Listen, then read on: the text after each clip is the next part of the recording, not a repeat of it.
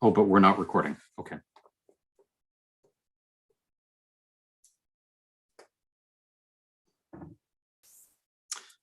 Good afternoon, and welcome to the Northwest Community Council special meeting for July 12th, 2021. It is 6:03 p.m. I'd like to call the meeting to order, and as is standard with meetings in this temporarily virtual world, I would like to run through the list of attendees and just make sure that we have everybody's audio and video working well. So let's start with Councillor Daigle Gammon in District 1. Good afternoon. Good evening, everyone. Kathy Daigle Gammon, District 1, Waverly Fall River, Musquodoboit Valley. Happy to be here. Looking forward to our meeting. Good stuff. Thank you. Councillor Lovelace, District 13. Good evening. Coming to you live from Hannah's Plains, St. Margaret's. Looking forward to a great meeting. Good stuff. Thank you. Councillor Blackburn, District 14. Hello, good evening, colleagues. Coming to you live from Beaverbank. Just a heads up for folks who travel Lucasville Road. Tomorrow we're going to have Nova Scotia Power there doing tree trimming, and our own folks out doing some work on the shoulder of the road. So things could get a little congested tomorrow. Thank you. Thank you for the heads up on that. And Deputy Mayor Tim Outfit, District 16, who just lost his video. I am here, Mr. Chair. I'm looking forward to the meeting, and hopefully people cutting trees at the same time as they're fixing shoulders will be careful. That should be interesting. That's right. you talk about heads up, right? That's right. Thank you very much. And we have Roxanne McLaurin, our legal beagle. Yes. Good evening, everyone. Good evening, and thank you. The next item on the agenda is the approval of the minutes of June 14th, 2021. Can I have a motion to approve those minutes, please? Motion to approve, Mr. Chair. Thank you, Councillor Lovelace. I'll second that. Okay, thank you. Any errors or omissions? Seeing none, all in favor of the minutes of June 14th, 2021, please signify by saying aye. Aye. Aye. All opposed, say nay. Great, thank you. Approval of the order of business and approval of additions and deletions. We have a number of public speakers this afternoon. I should start saying this evening. And so I would like to start with an initial adjustment of the agenda, or a recommended adjustment, and ask someone to put this on the floor and then adjust it so that the order of business is items 1 through 7, and then 10, which is the public hearing advertised for 6 p.m. Then 18, which is the public participation. Then item 11, which is the introduction to UDI. Then 8, which is the staff presentation. And then items 12 through the rest of the agenda. So if someone could put the motion on the floor for the approval of the order of business, please. So Seconded. Thank you, Councillors Daigle Gammon for moving it, I think, and Councillor Lovelace for seconding it. Are there any further adjustments either to the clerk or to members of council for other than what I have suggested? Mr. Chair, the clerk's office has nothing on for additions or deletions for the agenda. Okay, thank you. And seeing nothing further, all in favor of this adjusted order of business, please signify by saying aye. Aye. Aye. Right, thank you. And all opposed? Perfect. Thank you very much. Business arising out of the minutes is none. Call for declaration of conflicts of interest. Not seeing any. Okay. Motions of reconsideration is none. Motions of rescission is none. Consideration of deferred business is item 8, which is later on in the agenda. So let's jump right down to item 10.1. Just occurred to me that we missed item 9, but we will get to that later. 10.1 is the public hearings, and it starts with item 10.1.1, case 22980.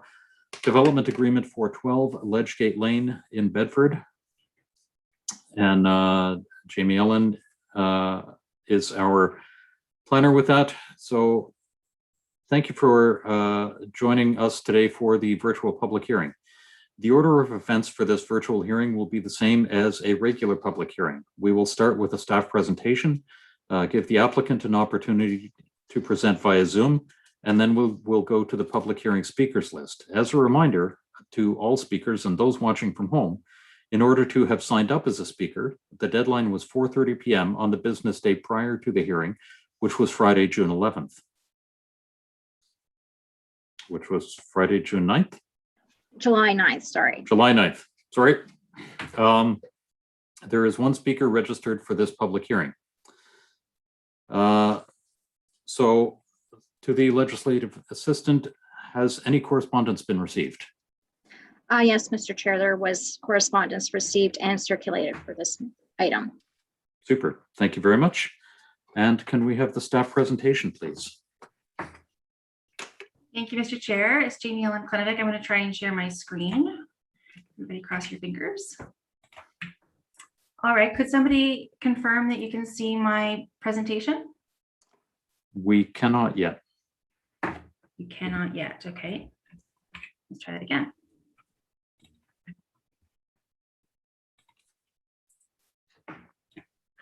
How about now? Is that better? We can see it now, yes. Thank you, Mr. Chair. My name is Jamie Ellen Klenovic, and I'm a planner on HRM's Urban Enabled Applications team. So you should be seeing slide 2 now. Could somebody just confirm that that's progressed for me? We do. Super. I'll be providing a staff presentation for case 22980, which is an application by West Bedford Holdings Limited for substantive and non-substantive amendments to the existing development agreement for sub-area 5 in West Bedford. The subject site is shown here on the right and is located at 112 Ledgegate Lane. The existing development agreement allows 2 apartment buildings on this site.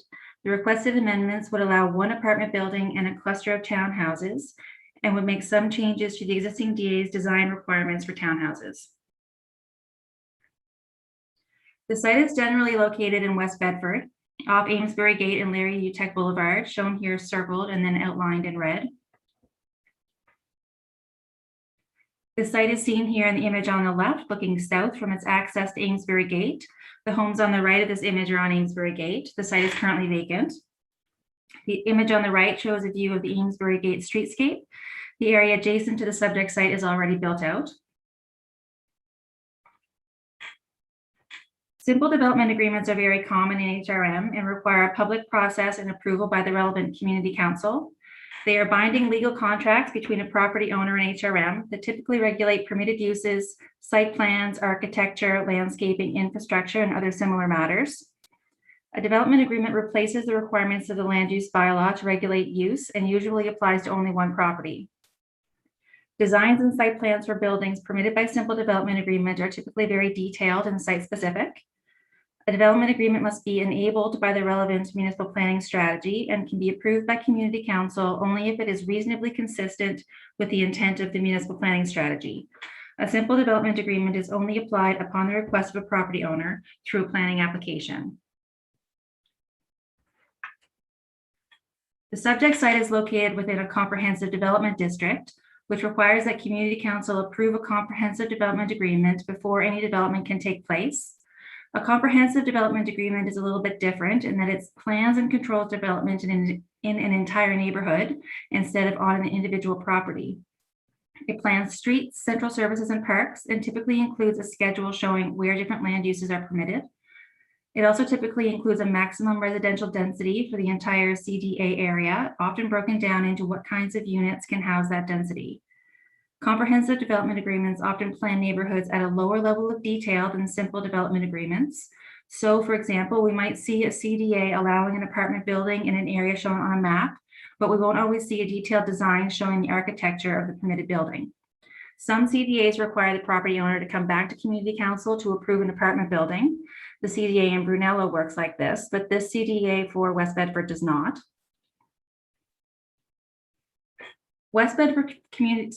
Northwest Community Council approved a comprehensive development agreement for the neighborhood, including the subject site, in 2012, and approved amendments in 2016 and 2017. The existing CDA approves land uses, including parks, trails, and open spaces. single-unit dwellings, two-unit dwellings, and apartment buildings, and townhouses and cluster townhouses in sub-area 5. It requires that at least 154 dwelling units be houses, duplex, or townhouses, and allows no more than 627 apartment units throughout the entire sub-area. Cluster townhouses are townhouse buildings that are located together on one lot instead of each townhouse unit being on its own lot. Cluster townhouses can be owned commonly and rented, or maybe condominiums if they meet the condominium requirements set up by the province.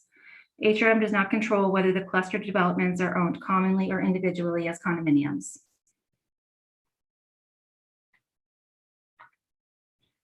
The Bedford West Secondary Planning Strategy divides the Bedford West Detailed Plan area into 12 sub-areas. Each sub-area has its own comprehensive development agreement.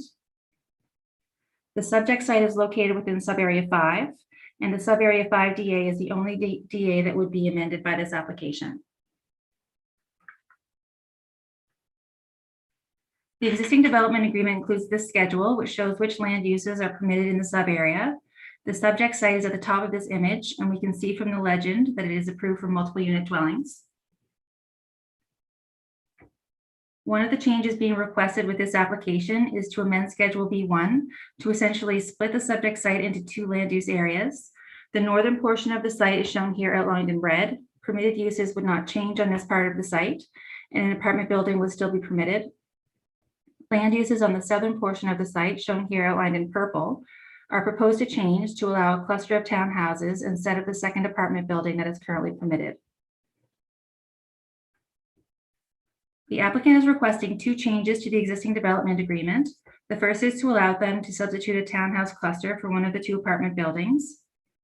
The applicant is also requesting changes to design requirements to remove the requirement for individual driveways and garages for each townhouse, and to reduce the minimum permitted width for each townhouse from 20 feet to 16 feet. The proposed changes would not allow more density in sub-area 5 and would not change the requirement for on-site parking, which is regulated by the Bedford Land Use Bylaw and requires at least 1.5 spaces per dwelling unit. This amendment will require a change to the concept plan to reflect the new permitted use, circled here in red. The subject site is zoned Bedford West Comprehensive Development District under the Bedford West Secondary Planning Strategy and the Bedford Municipal Planning Strategy. The site is currently vacant. The Bedford West Secondary Planning Strategy requires the Northwest Community Council to consider the following in making its decision on whether to amend the existing development agreement: demand on municipal services, including water, sanitary, and streets, facilitating a variety of housing types, that land uses are responsive to any unique characteristics in the sub-area, that residential density is no more than 6 dwelling units per acre throughout the entire sub-area, that the street and trail networks facilitate pedestrian travel, and that land uses and community design promote a sense of community. A virtual public information meeting was held on December 10th, 2020, and was attended by 5 people. Feedback generally consisted of requesting clarification on the application process, concern that sufficient parking be provided on the site, and that trees be maintained on the site as much as possible. At its meeting on January 6th, 2021, the Northwest Planning Advisory Committee recommended that the application be approved with consideration given to retaining as many trees as possible on the site. If approved, the proposed amending agreement would create a new permitted land use that allows reduced width townhouse clusters. This new land use would reduce the minimum width of each townhouse from 20 feet to 16 feet. The requirement that each townhouse unit have a garage will be removed, and the requirement that each townhouse unit have its own driveway would also be removed. The proposed amending agreement would also amend 2 schedules of the existing development agreement to allow reduced width townhouse clusters instead of an apartment building on the southern portion of the subject site. If the amendment is approved, the development agreement would still permit an apartment building on the northern portion of the site. This is the approval process that the application is following to get to the finish line, which is permitting. This evening's public hearing is represented by the dark blue square in the bottom row. If council approves the requested amendments, its decision will be subject to a 14-day appeal period, which will be publicized in the Chronicle Herald. After that period is over, any appeals are resolved, the developer will be able to sign the amending agreement and start the permitting process. This application is coming forward with a positive staff recommendation, and staff recommend that Northwest Community Council approve the proposed amending agreement, which is attachment A of the staff report before Community Council and dated June 14th, 2021. That's the end of my presentation. Of course, I'm happy to answer any questions. Maybe I'll stop sharing my screen.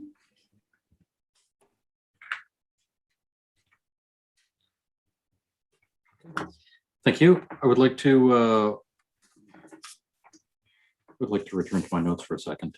I'd like to open the floor to questions of Northwest Community Council. Please indicate in the chat if you would like to ask any questions of staff. Councillor Lovelace. Thank you, Mr. Chair. Thank you for the presentation. I just have a quick question in regards to what is currently on the space. I recognize that it's vacant. I'm just wondering if the entire area has been clear cut. Noting that Northwest Planning Advisory Committee had asked specifically to keep as many trees as possible. I'm just wondering whether or not we have mature trees on site. So I haven't performed a site visit since last fall, so I wouldn't be aware of any trees that have been removed since then. However, at that time, the site was not clear cut. There is also a required watercourse buffer that's required by the existing development agreement and is also delineated by the subdivision plan. So trees would not be able to be cut in that area. Thank you. Okay, thank you. Councillor Daigle-Gammon. Thank you, Mr. Chair. Thank you for the presentation. My question is around the reduction of size for the townhouses. Would that be only specific to this development agreement, or would that be precedent setting for other cluster townhouse developments that might come forward? So I couldn't speak to whether it would be a precedent because, I mean, if it works out well, perhaps council would be more willing to consider it in the future. However, this amendment would only apply to this development agreement for sub-area 5. And also the schedules, the way that we amended them only allows the reduced width on this portion of this site. So we haven't amended the definition of a townhouse throughout the sub-area. It is a specific new use enabled only on this subject site. Thank you very much. Thank you very much. I don't see any further questions of clarification. So at this point, I would like to open the public hearing and invite the applicant to address council. Stephanie Ma and Andrew Bone, are you with us?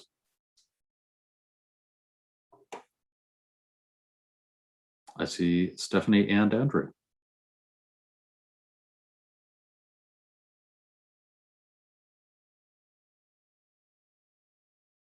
And we see the presentation, but I don't hear anybody. Can you hear me now? I can hear you now, Stephanie. Great. So go ahead. You have 10 minutes. Thank you very much. Hello, my name is Stephanie Ma. I am a planner with Clayton Developments. Thank you, Jamie Ellen, for your thorough presentation. I apologize if there's any duplication in mine. Next slide. So this is the current concept plan that forms part of the existing development agreement. It demonstrates the intent of what's generally permitted in terms of land use in the West Bedford Sub-Area 5 area. The location we're requesting changes on is outlined in red and is identified on the concept plan as Block A11, which is 5.6 acres. Next slide. For context, this is a 2020 Google Earth satellite image. And since then, construction has begun on the other vacant area to the left of site A11, and it is a 6-story apartment building. The foundations just went in very recently. So A11 is the last block to be developed in this entire sub-area. And as you can see from flipping, excuse me, between these two plans, the concept plan and the air photo, they do show that the community has built out pretty much exactly as the concept plan has envisioned so far. Next slide. So this is just a close-up of the concept plan, and it shows that a six-story building was what was intended to be here off this private driveway now known as Ledgegate Lane. This particular building footprint that you see in the concept plan is a 67-unit building. Next slide. So this is an image looking up at the driveway from Amesbury Gate on July 8th. So to address the tree cutting question, there are still many trees on site and cutting is complete. So long as this application is approved, no further tree cutting will be required, as this area that you see kind of where the shipping container is sufficient for the townhouses we would like to put in. Next slide. This is the proposed site plan. The reason we're looking to develop townhouses here instead of a multiple residential building is to provide product diversity, and this is a product that we've seen our customers respond very positively to in Brookline Park. Next slide. So this shows those townhouses in Brookline Park. Many of you may have driven by this. Next slide. These units are rental townhouse units, and they have the same 16-foot wide width that we're requesting through this application. These are some photos of the interior to give you a sense of what the dimensions feel like. These were incredibly popular and received lots of positive feedback from our customers in the Bedford West area. People really seem to be looking for the opportunity to rent small ground-based units without maintenance of owning a larger home. So the interiors of these range from 1,800 square feet to 2,000 square feet. And they also include a spacious outdoor deck, which you can see in the lower right-hand corner. This unit size is much larger than a typical apartment, but smaller than a typical single-family detached home. Next slide. As you can see, these Brookline Park units do not have garages. We are seeing that garages are no longer necessary, especially for renter units, where residents have fewer maintenance tools like lawnmowers, leaf blowers, and snow shovels. There is still parking provided on site, but it is exterior to the unit. We are seeing the upcoming generation of renters see vehicles as less central to their lives, and the living space at the front of the house tends to be more valuable than the car storage. Next slide. So the proposed units on Ledgegate Lane, if approved through this application, would be a very similar product, except that only 5 of the units out of the 21 would not have garages. Now, there were a number of questions posed during the first reading, and we did provide a written response that was circulated through the clerk's office. So hopefully you've had a chance to review that information, but I want to make sure that I touch on that through this presentation as well. So there was a question about snow storage. Ledgegate Lane is a private driveway that is shared with a multiple residential site to the north. And these 2 sites will be owned and managed by the same company. So the snow removal will actually be taken care of by the management company and not by HRM. However, this map does show some opportunities for large scale snow storage if you are still interested. Regarding on-street parking, on public streets, narrow homes can often mean that the driveways end up being quite close together and leave very little space for on-street parking. However, again, because this is a private driveway, parking will not be permitted along the driveway. There will, however, be sufficient parking on the site. The current development agreement refers to the Bedford Land Use Bylaw for parking requirements, and that requires us to have 42 stalls for the 21 townhouse units. However, we're including 46 stalls. 16 of these spaces will be within garages, and the rest will be in an additional bay of supplementary tenant and visitor parking. Overflow parking is also possible on the multiple residential site if necessary during peak times like Christmas Day. Next slide. There were also questions about unit sizes. So these are the 2 floor plans for the 2 different types of units proposed. These are quite similar to the brownstones, and the reason for developing these 2 different styles of unit is both for market diversity, to have some with garages and some without, as well as to address grading challenges on the site. Next slide.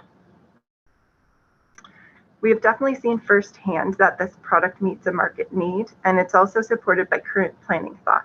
Townhouses are considered what's called missing middle housing in the planning world, and missing middle housing is intended to be more affordable due to its smaller size. It's more pedestrian friendly. It offers a market product that is a lot less common than the single detached or multiple residential units, and it does have a positive environmental impact. Next slide. So this is just a comparison between the two sites. Overall, we see this as a really positive design change. Because the townhouses are this medium density form, it provides an enhanced transition between the single units along Amesbury Lane to the multiple residential building towards the north while filling a market need. Next slide. So that's the end of my presentation. Thank you for your attention, and I'd be happy to answer any further questions. Great. Thank you very much for that, Stephanie. At this point, I'd like to open the floor to councillors to ask any questions of clarification. And again, please indicate that you would like to ask something in the chat, and go ahead, Councillor Daigle-Gammon. Mr. Chair, I believe Councillor Blackburn was ahead of me. Oh, I'm sorry, I missed that. Go ahead, Councillor Blackburn. No worries. Thank you very much, Mr. Chair. Just a couple of quick questions. Stephanie, you said that these townhouses will be on a private road. I'm just wondering two things. Where is the garbage collection going to be? Will these folks have to drag their green bins all the way down to Amesbury Court for pickup? And the second question is, you mentioned that the folks that potentially would be living in these townhouses are not really, car ownership is not important to them, and so I'm just wondering, what is the distance to the nearest bus stop for these folks? Thank you. Okay, go ahead, Stephanie. Thank you, Mr. Chair and Council. With regard to the garbage collection, I don't have the latest design from the site designer, but it was the intention was to provide kind of a service for the townhouse occupants, I believe, to have kind of a localized bin collection area close to the townhouses, and then the management would assist in bringing that to wherever it needs to be municipally collected. I didn't mean to imply that car ownership wasn't necessarily important to these owners. It does have an equivalent amount of parking compared to any other site. It's more just that we don't see people necessarily wanting to put their cars inside the garage, and often we see people using their garages for storage of other toys and tools and maintenance equipment. So they will still have the parking outside the same amount as they would on any other site. As for distance to the nearest bus stop, I do not know that off the top of my head, but I would have to quickly look that up for you. No worries. No, I completely understand. You've obviously been to my house. I've got a garage and it's never seen a car, so. No, appreciate that. Thank you. Thank you. Okay, thank you very much. Councillor Daigle-Gammon, go ahead. Thank you very much, Mr. Chair. I have two quick questions, and thank you for the presentation. One is, you talked about product diversity, and I was just wondering, was there any consideration around accessible units? So in the images, you look at, 6 or 7 steps on the townhouses. So I'm just wondering if there was any consideration around units that would be accessible. And then my second question would be, as well along the private road, is there going to be sidewalks on that private road so that for the safe walking of individuals? Thank you for the question. As for the sidewalk, there is a sidewalk up the right-hand side of Ledgegate Lane that goes all the way up to the multiple residential site. And in terms of unit accessibility, these ones do have a lot less stairs. I don't have the final exterior designs, but there are actually a couple slides in my presentation that show a very preliminary mock-up of the units, and they do show only one step, and it's still early enough in the process that that's something we could consider including as more of a slope up to the front door rather than a step, because they do only have a single 1 or 2 steps at the moment. Right, and yeah, so if in the design you guys could think about that, I think it would be much appreciated. Even 1 step means that it's not accessible for persons who need accessibility. So barrier-free entrance, I think, would be something that, in terms of product diversity, that would be advantageous for people who would want to rent. We will certainly take that into consideration. Thank you. Thank you. Okay. Thank you. There is a comment in our chat here in Zoom that says that the next bus stop is at Larry Utek and Amesbury. So thank you very much for that, Councillor Lovelace. And since you have indicated to chat, go ahead, Councillor Lovelace. Thank you. Yeah, this area is really growing up quite quickly. With the various different retail outlets, the new superstore that's opened. Certainly there's, a lot within walking and strolling and biking distance. The Larry Utek bus service is there. And I just wanted to make a comment about the Brookline homes. Those folks, they love it. They love their home. And it's, it is certainly slim. And yet at the same time, it's quite spacious. So I just wanted to let the other folks know on the call here, those homes, I think they're awesome. So I just, and the thing that I guess concerns me, and Councillor Daigle-Gammon raised it, is the walkability and the ease of access. Being a private lane, always. Just Councillor Lovelace, I just want to make sure that this is a question of clarification. So I guess my clarification question is, sorry, I'm rambling, Mr. Chair. Is around the stormwater mitigation. We do have a pond that's there along Highway 102. I'm just wondering, what sort of stormwater, if any, concern have we raised or has been raised or have we addressed within this proposal? Certainly.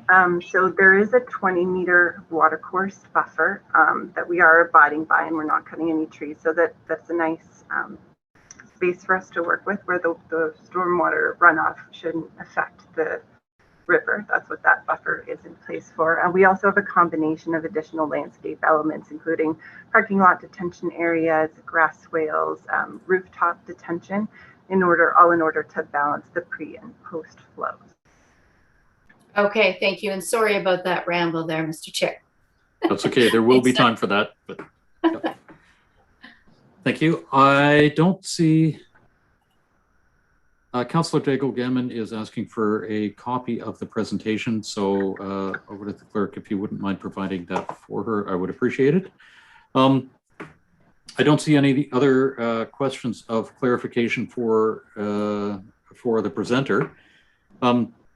So at this point, any member of the public who was registered with the clerk's office on this matter would be given 5 minutes to address the topic. There was one presenter who had registered, but that presenter has not joined the meeting, and we have reached out to that presenter and they are unable to join the meeting at that point, or at this point rather. So at this point we have completed with the questions of clarification. We effectively have no presenters. And again, for those who were looking to present, you would have had to sign up by Friday at 4:30. So I would like a motion to close the public hearing, please. Unless this is unusual, because the script that I have is for people who had presented. Would the applicant like to make any comments before we close the public hearing? Stephanie or Andrew? No further comments at this time from me. Thank you, Mr. Chair. Okay, thank you. In that case, can I please have a motion to close the public hearing? I'll move to close the public Councillor hearing. Lovelace, seconder. Tim? Councillor Blackburn, and all in favor, please indicate by saying aye. Aye. All opposed, say nay. Great, thank you very much. So at this point, I would like to ask staff if they have any, actually, this is to address comments from the public. So to address the comments from the presenter. Jamie Ellen.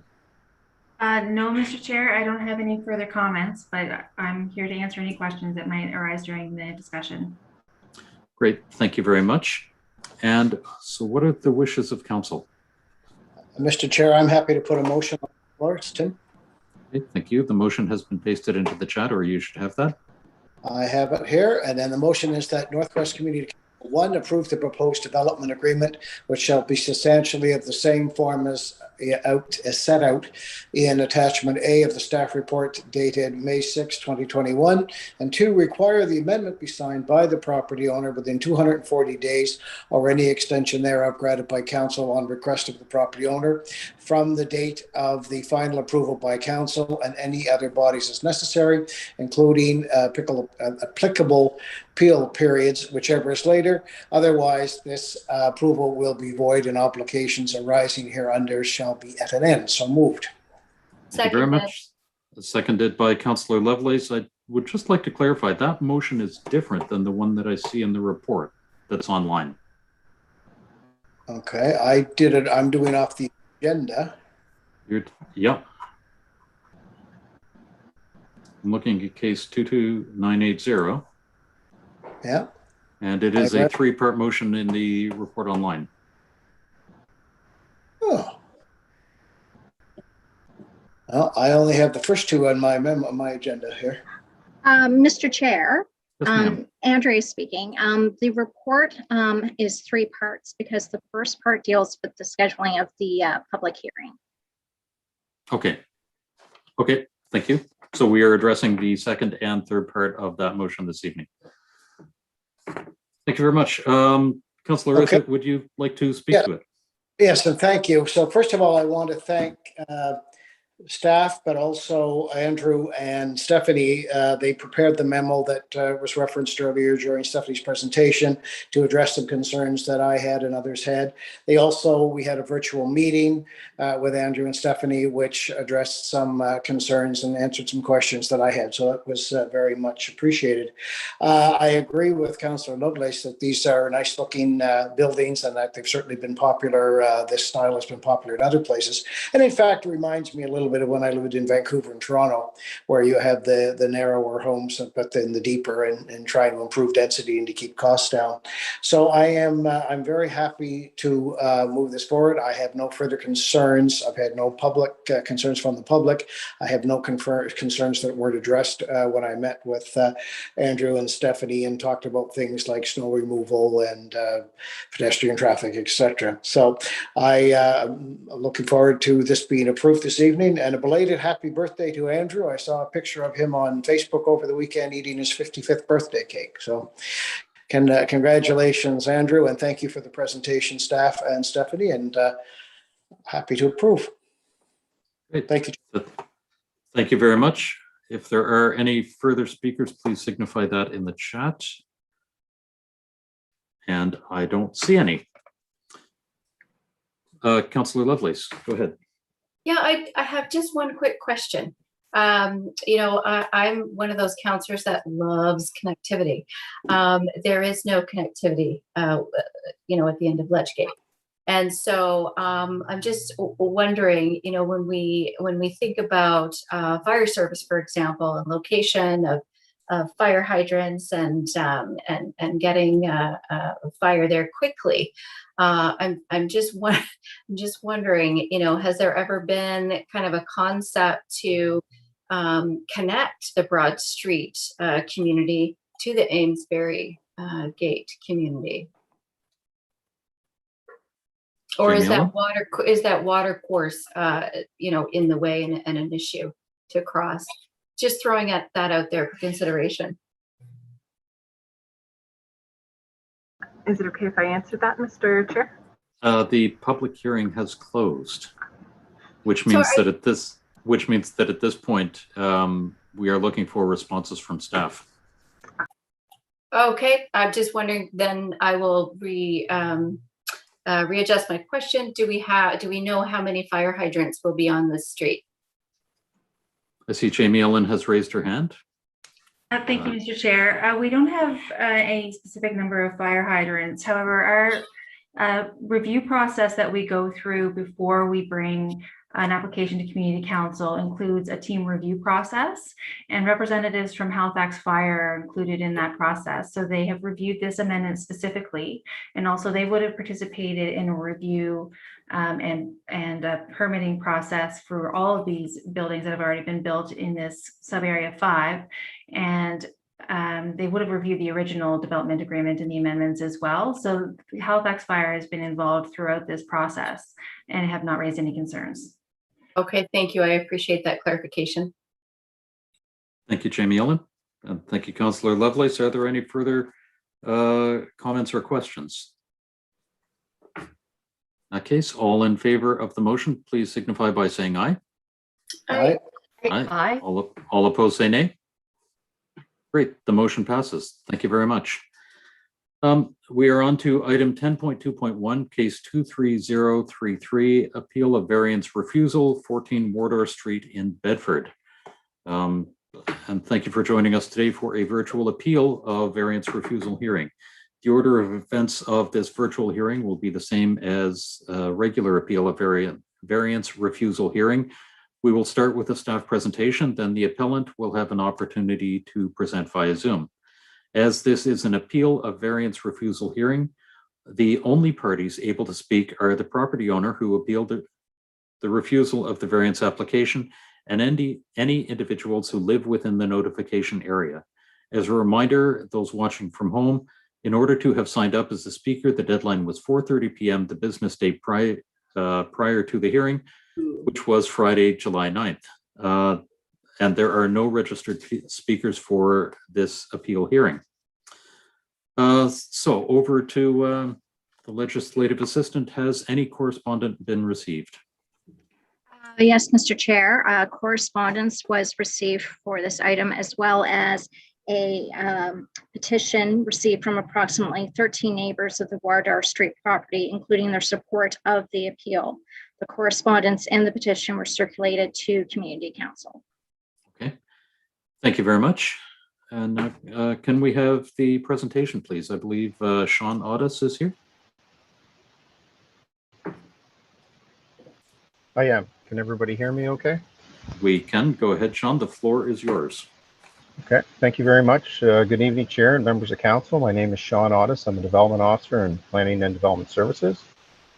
And I am presenting tonight on case 23033, a variance hearing at 14 Wardour Street in Bedford.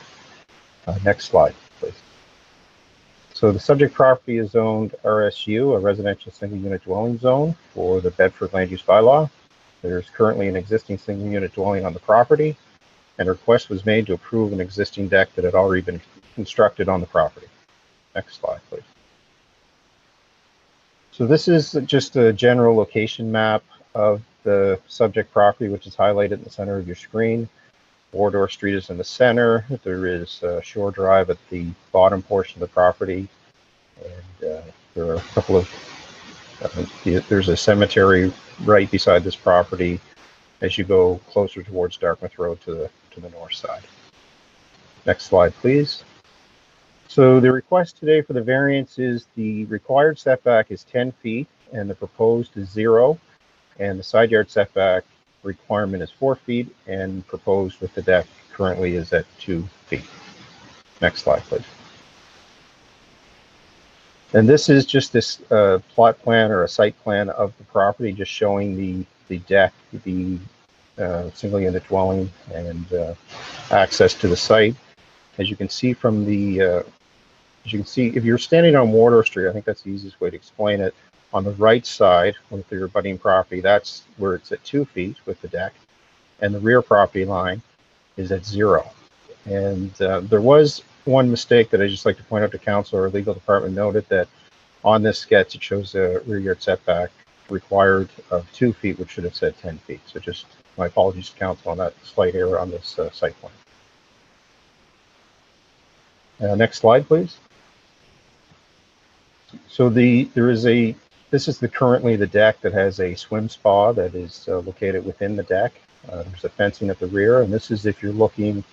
If I just, the next slide, please.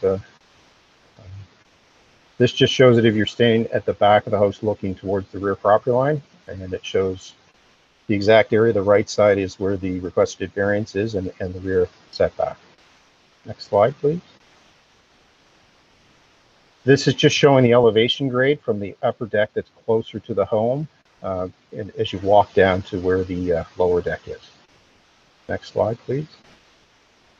So this area, I met with the owner of the property this week, and when we discussed it, she wanted to emphasize to council, and I'll let her do that through her presentation, but there is a retaining wall that runs right through the middle of the property with a grade change, and this is showing that elevation change. So the upper deck that you see close to the house is not that much off the grade, but as it drops to the back of the property, past the retaining wall, if there's the next slide, please.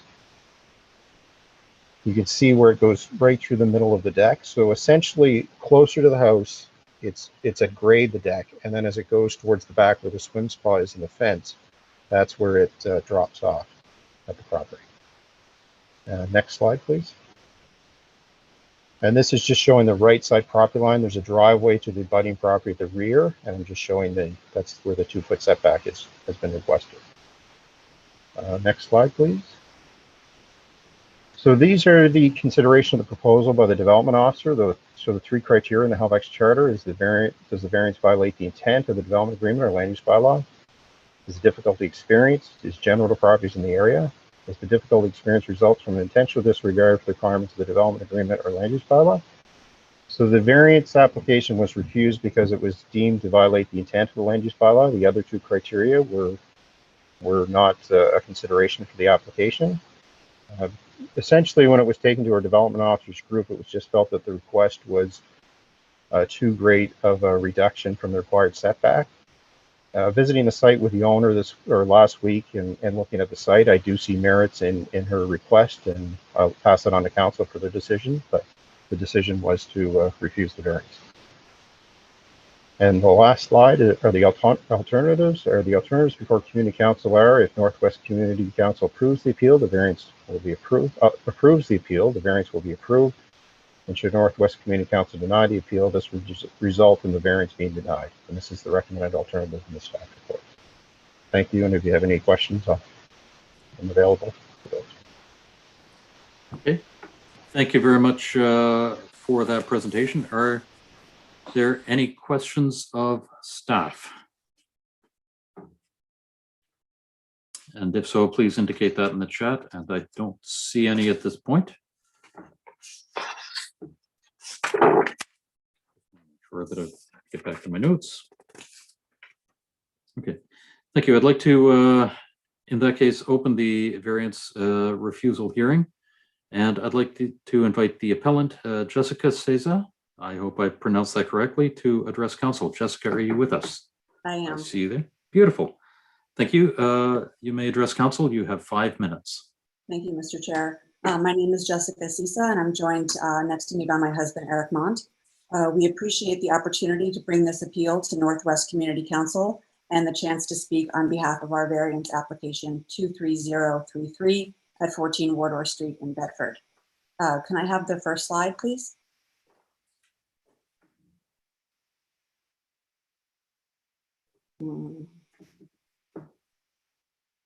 I sent a slideshow to Andrea. Andrea, do we have the slideshow available? Yes, we do. It'll just be momentarily. Okay.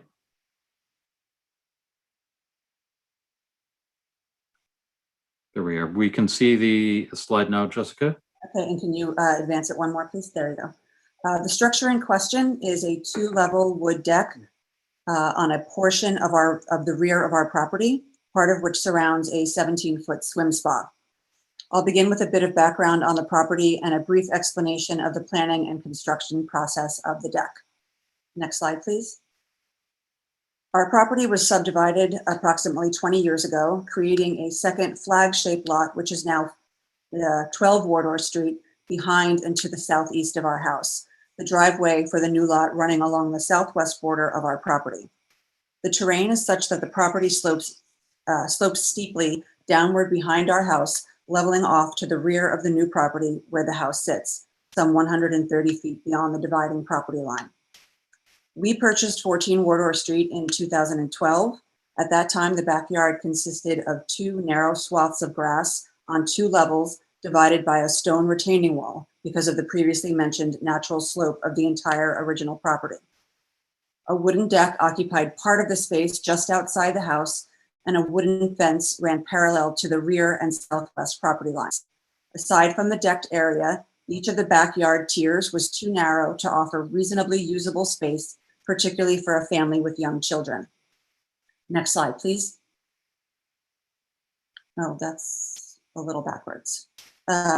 Shortly after moving in, we engaged a well-known landscaped architect to help envision and create a more usable backyard. The resulting plan was well thought out and intentional. Prior to construction, we employed SDMM surveyors to ensure property markers were clearly visible so that no part of the new structure projected over the property lines. Next slide, please.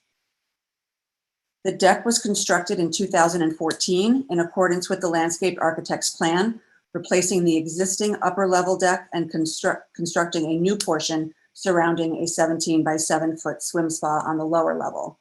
It's not very visible in this slide. It's for some reason it turned the picture the other way.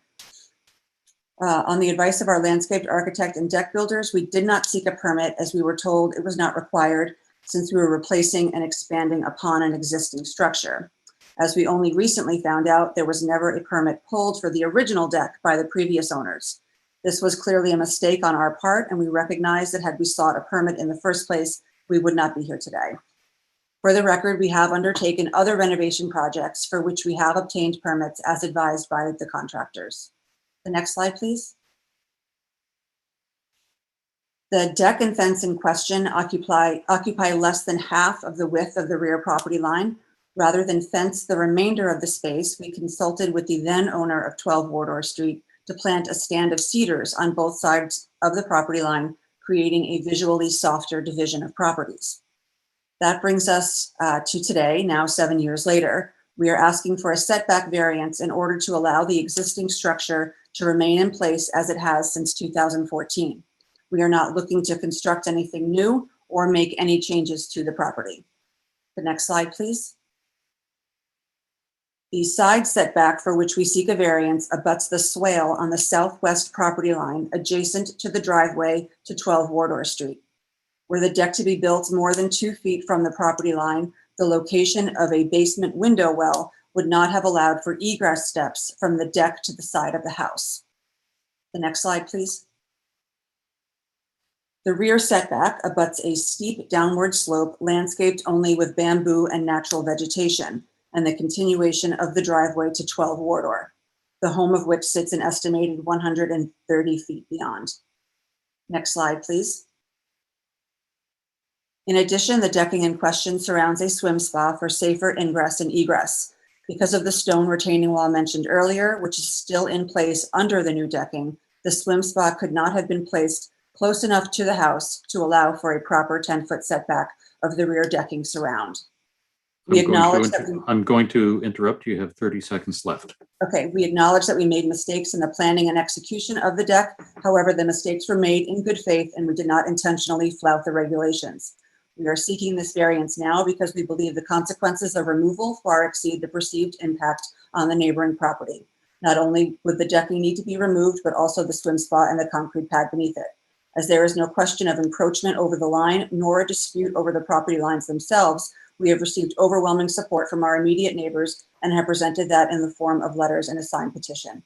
We respectfully ask council to reverse the denial of our variance request and allow our property to remain as is. Thank you. Thank you very much for that presentation, Jessica. I'm wondering if there are any questions of clarification from council, and would ask you to indicate that by typing in the chat.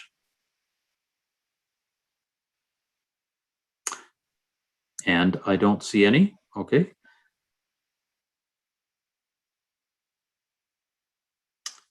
So can I have a motion to close the appeal hearing, please? From anyone? Motion to I'll close. move. Councillor Blackburn and seconded by Councillor Oathit. Thank you. And at this point, no further speakers can be heard. So what are the wishes of council? Mr. Chair, I'm happy to put a motion on the floor. It's Tim. Okay, thank you. Go ahead. I move that Northwest Community Council allow the appeal. Thank you. Is there a seconder? I'll second that. Councillor Lovelace, I think. Go ahead, Councillor Outfit. Thank you, Mr. Chair, and thank you to the resident for presenting, and also, of course, to Sean. I also visited the site quickly, had a look around, chatted with the resident. I have read the letters that have come forward. I've looked at the petition. I have to admit, I have not heard from the people on the cemetery side. They've been quiet. But I do believe that there does seem to be some significant support for this in the neighborhood. And even as Sean mentioned in his comments, that there are certainly some merit to this appeal. And I do believe that, as the resident stated, the appellant stated that this was done in good faith. So I can understand why staff didn't necessarily have the latitude, if you will, to approve this, but I do believe that council has the latitude and the fairness to allow this appeal. So that's how I'll be voting, and ask for your support. Thank you, Chair. Okay, thank you very much, Councillor Outfit. Are there any other comments or questions? Super. In that case, I appreciate that. Just as a reminder and for clarification, if we allow the appeal, then the property owner can have their variance, and if we deny the appeal, then the variance is not allowed. So a vote in favor of this would allow them to have their variance and keep the deck the way it is. Seeing no further questions, all those in favor of the motion, please signify by saying aye. Aye. All opposed, say nay. Great. Thank you very much, everybody. That takes care of the public hearing. The next item on the agenda is item 18, which is the public presentation.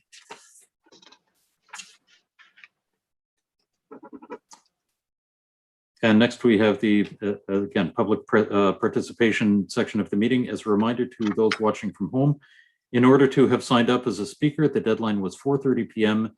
the business day prior to the hearing. We have 5 speakers signed up for today's meeting. Any member of the public who has registered with the clerk's office for public participation has up to 5 minutes to speak. When a person finishes speaking, members of the community council are able to ask questions of clarification. As a reminder, these have to be questions of clarification about what the person has presented. As the registered speakers this evening are intending to speak about items 13.1.1 and 13.1.2, I ask that members of community council refrain from asking staff questions or engaging in debate regarding the item until after the staff present their reports later in tonight's meeting. When I call your mic, you may begin speaking.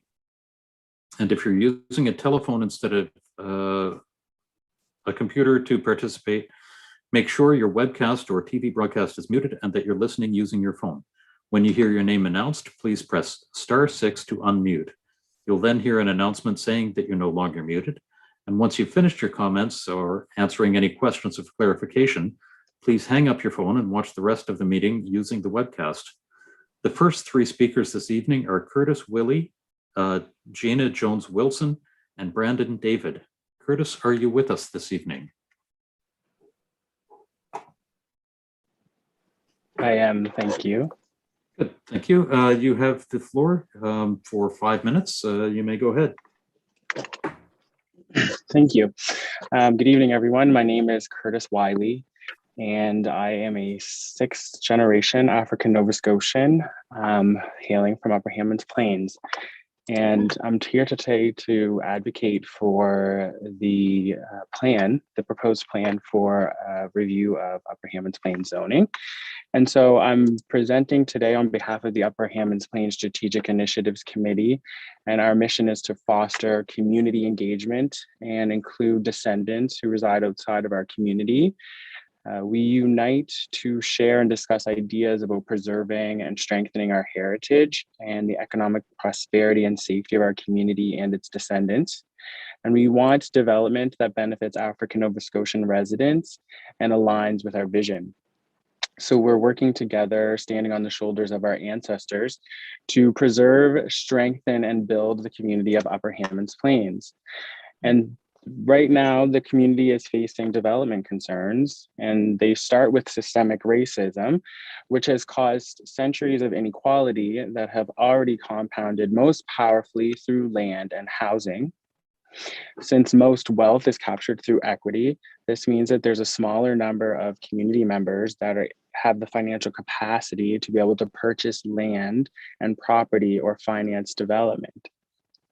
And so what we see in the community right now is a significant amount of development that's taking place by persons who live outside the community. So the general use zoning that is applied to the community makes development that was once put in place to benefit community members is now very attractive to developers and business owners because they are able to use that land, have a lot of variance in use. And there's few restrictions on the type of businesses that can be conducted there.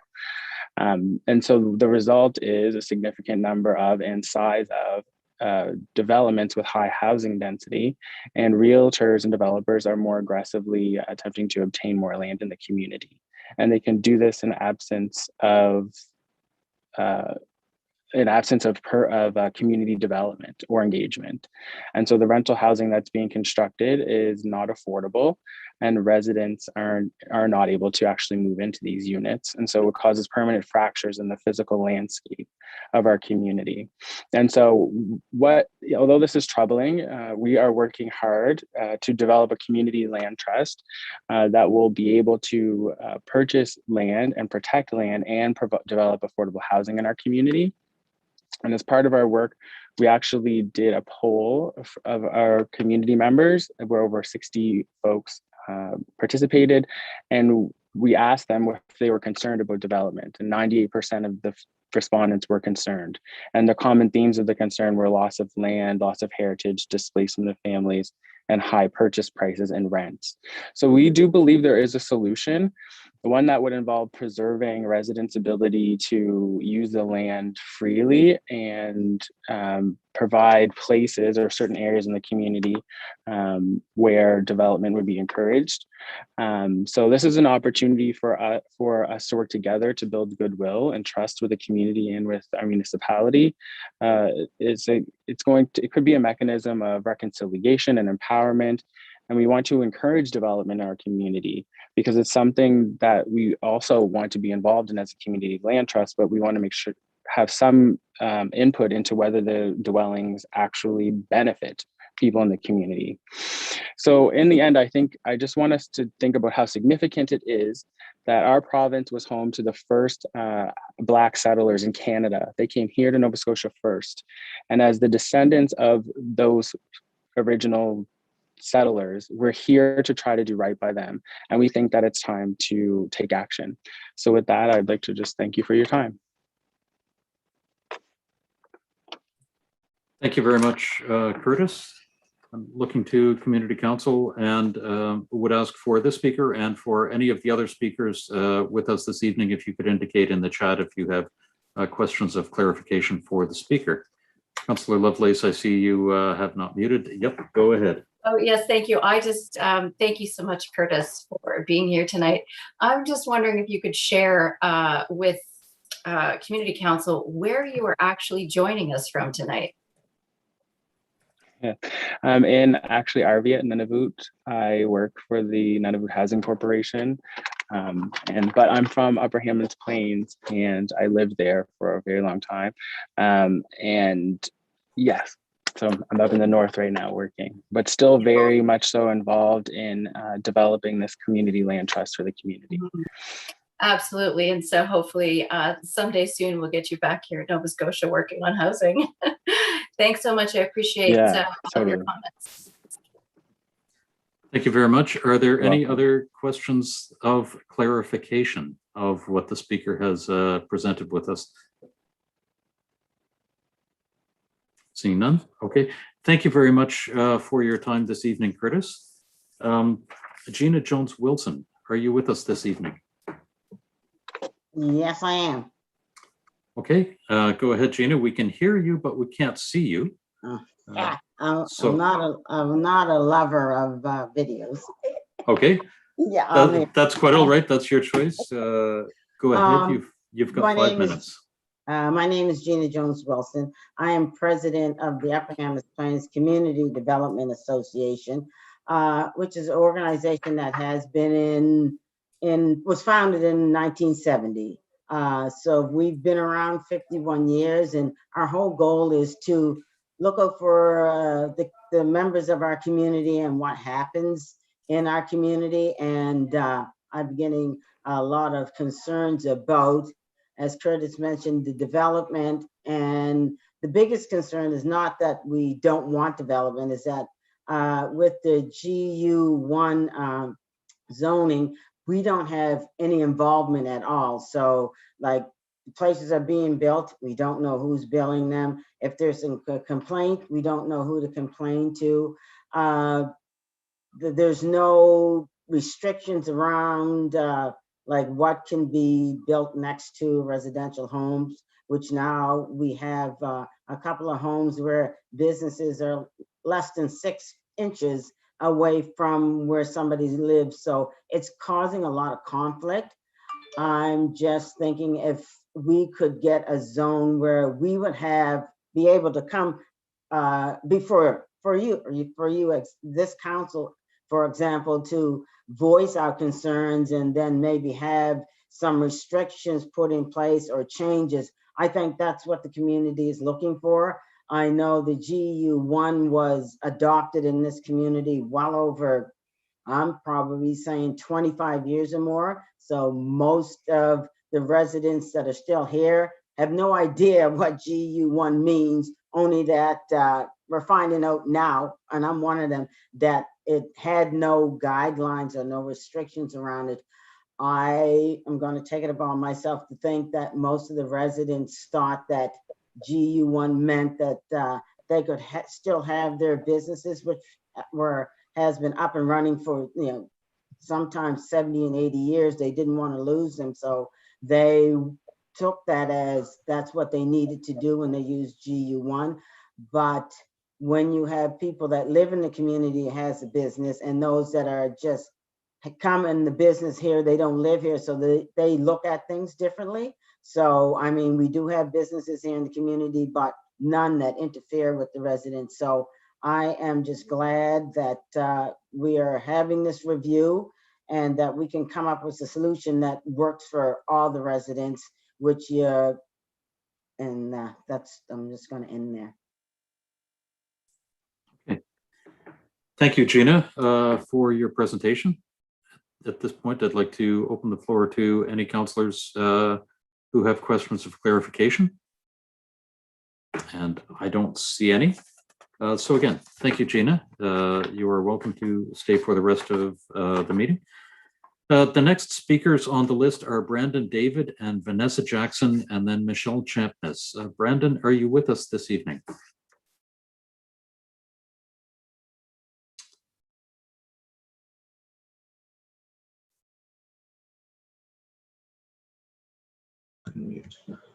Hi, I'm here. Hi, Brandon. Welcome to the meeting, and you have the floor for 5 minutes. Okay. So first, I'm a fan of the GU1 zoning. I think that it's beneficial for all residents of the community as it keeps our land. It allows us to thrive off the land with businesses, whether we want to adopt agriculture practices. It allows for the land to stay high in value, and it gives us the opportunity to increase our wealth if we choose to sell it to an outside developer. I believe that it allows us to also develop our land, and it helps for the growth in the community. However, I do agree with Gina on her point with we don't have a buffer with GU1, so it does allow for both residential, commercial, industrial businesses. So there could be a commercial or industrial business right next to a residential. So that is like a big issue. that it is concerning. However, I'm still finding that with the GU1, the issues that we have in the report here, it doesn't, to me, seem to trigger an issue of changing from GU1 to R1 or R6, for instance. Pressure from developers, it's easy to say no to the developers. With water pressure being low, that's pretty much an HRM issue. Speeding concerns, that's just increased policing. So for us to change it from GU1 to R1 or R6, it's taken away how we thrived off the land and lived off the land to make a living. Now it's turning it to residential. And with our existing strategy for long-term economic growth, a lot of the people, the residents here in Upper Hammonds Plains, we've lived off the land, made a living off the land through businesses. And by changing it to residential, I think the zoning is not the right approach. Maybe if we can make a slight amendment to the GU1, but going from general use to residential just seems too drastic for me. Yeah. And that's just what I wanted to say. Okay. Thank you very much, Brandon. Once again, for councillors, please indicate if you have any questions by typing them in the chat. And go ahead, Councillor Lovelace. Thank you, Mr. Chair. Oh, Brandon, just wondering, I just have a question for you. There you are. Thank you so much for your comments. I really appreciate it. Do you foresee an opportunity to have multiple zones throughout Upper Hammonds Plains? For example, some residential, maybe some mixed use, some areas that are GU, or are you happy just having all GU? Or do you think there might be an opportunity to have various zones? As of now, I would say all GU, because right now it's allowing for the value to be higher of the land. It allows us to sit on land for it to keep going up in value. It allows us to develop our own land with mixed use, whereas if it goes to residential, we're only getting single dwellings. We can't get multiple units, and it doesn't help me if I were to have land or any other landowner. So I think that it's a good bang for the buck having the GU and just having it amended so that the you could possibly have some community consultation on or a buffer zone, just because the buffer is a big issue. I don't think that's a problem having car lots right next to a residential. So if there could be like a 30, 50 feet buffer attached to the GU, however, if that's not feasible, I would still agree to just keep it GU. Okay, thank you, Brandon. I appreciate your insight. Thank you very much. I don't see any further speakers for Brandon, so thank you very much for joining us this evening and for your presentation. The next speaker is Vanessa Jackson, followed by Michelle Champness. Vanessa, are you with us this evening? Yes, I am. There you are. Thank you. You have the floor for 5 minutes.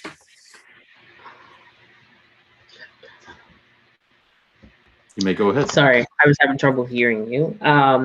Speaking as someone who owns a home in the area as well as a 6-acre lot in the area, I think that we could benefit from being zoned as mixed use and residential opposed to GU1. I'm currently living next to a tow/salvage yard, raising a family of 7, and the lack of privacy and respect is pretty difficult to deal with. I would hate to see this happen to another family who's trying to raise kids in the community. So I do agree with the mixed use in the community opposed to the general use where they can just kind of do anything. I also feel strongly that our Upper Hammonds Plains Community Development Association should be involved in the planning and approval processes moving forward to make sure that our best interests are also being met and not just developers and business owners. And that's all. Okay, thank you very much, Vanessa. I don't see any questions of clarification for you, so I'd like to thank you very much for joining us and for your presentation this evening. The final speaker this evening is Michelle Champness. Michelle, are you with us this evening? There you are. Yes, good evening. Thank you, Mr. Chair. I did have some comments. Can you hear me okay? Go ahead. Yes, we can. You have 5 minutes. Go ahead. Thank you. I did have some comments on 13.1.1, the Saco Drive land use bylaw regarding height. But after some discussions today, I've decided to hold my comments until later in the process. So I do not need my 5 minutes. Beautiful. I'm sure everybody thanks you. Thank you for coming this evening. That concludes the public presentation, the public participation this evening. Thank you, everybody who brought your voices forward. That is very helpful. Moving ahead with the agenda, actually moving back with the agenda, item 9 was notices of tabled matters, and there are none. So the next item on the agenda would be item 11 for those of you who are keeping track, and this is correspondence, petitions, and delegations. Correspondence. Do we have any correspondence, Madam Clerk? Yes, Mr. Chair. The clerk's office received correspondence for items 10.1.1, 10.2.1, and 13.1.2, which was circulated to the Community Council. Okay, thank you very much. And item 11.2, petitions. Are there any petitions? Yes, Mr. Chair. The clerk's office received a petition for item 10.2.1, and that was circulated to Community Council. Great, thank you very much. And do any members of council have any petitions? Not seeing any. Okay, thank you. The next item is presentations, and 11.3.1, an introduction to the Urban Development Institute with Steve Adams, who some of you might know, Executive Director of UDI. Steve, the floor is yours. I understand there's a presentation in there. We see it. Okay, go ahead. Thank you, Mr. Chair and members of Northwest Community Council. There is a presentation, but it is very short, within a couple minutes. So next slide, please.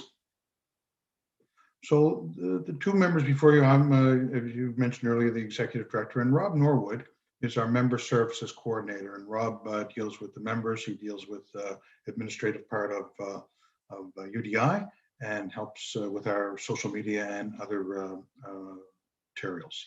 Next slide, please. So our mandate is to work with the government, and generally it's HRM, to ensure that the policies with regard to land development are fair, consistent, and fiscally responsible. And what that will do is help deliver high quality, affordable development and housing for our residents. Next slide, please.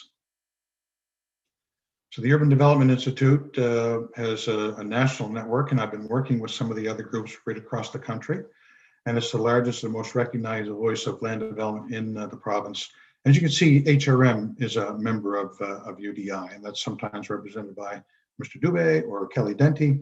And as well, we had at one of our webinars, we had some Joe McClellan presented to discuss the center plan and some of the issues we're facing. And we've had constant meetings with both Eric Lusich and with Ben Seebeck. Next item, please. So our members, we have developers, 17 of them, 17 or 18 professional members, and the professional members would be engineers, consultants, architects, anyone involved in the planning processes and helping to bring the information that HRM staff require, and ultimately to Community Council or Council as a whole. And there are 12 government supplier members. So one of them is Kent. We have Nova Scotia Power, and as I mentioned earlier, HRM. Next slide, please. So the issues that we deal with on a wide, HRM-wide, are affordable housing, which was mentioned earlier in your meeting, the noise bylaw, which will be coming back to council, infrastructure charges, which is capital cost, accessibility, and CMPs. And the CMPs, which are construction management plan, I had worked with the Construction Association along with Nova Scotia home builders and road builders. And there were some concerns raised by HRM staff that some companies or businesses were not following the CMPs as they were written. I put together a letter which was approved by Peter Duncan, who's been just simply amazing to deal with. Put that letter together, and we sent that to all of our members. And it basically said, you've signed into a contract, you need to honor the contract, or not only will you have to deal with HRM, but you'll have to deal with one of the groups that as an umbrella over that company. Next slide, please.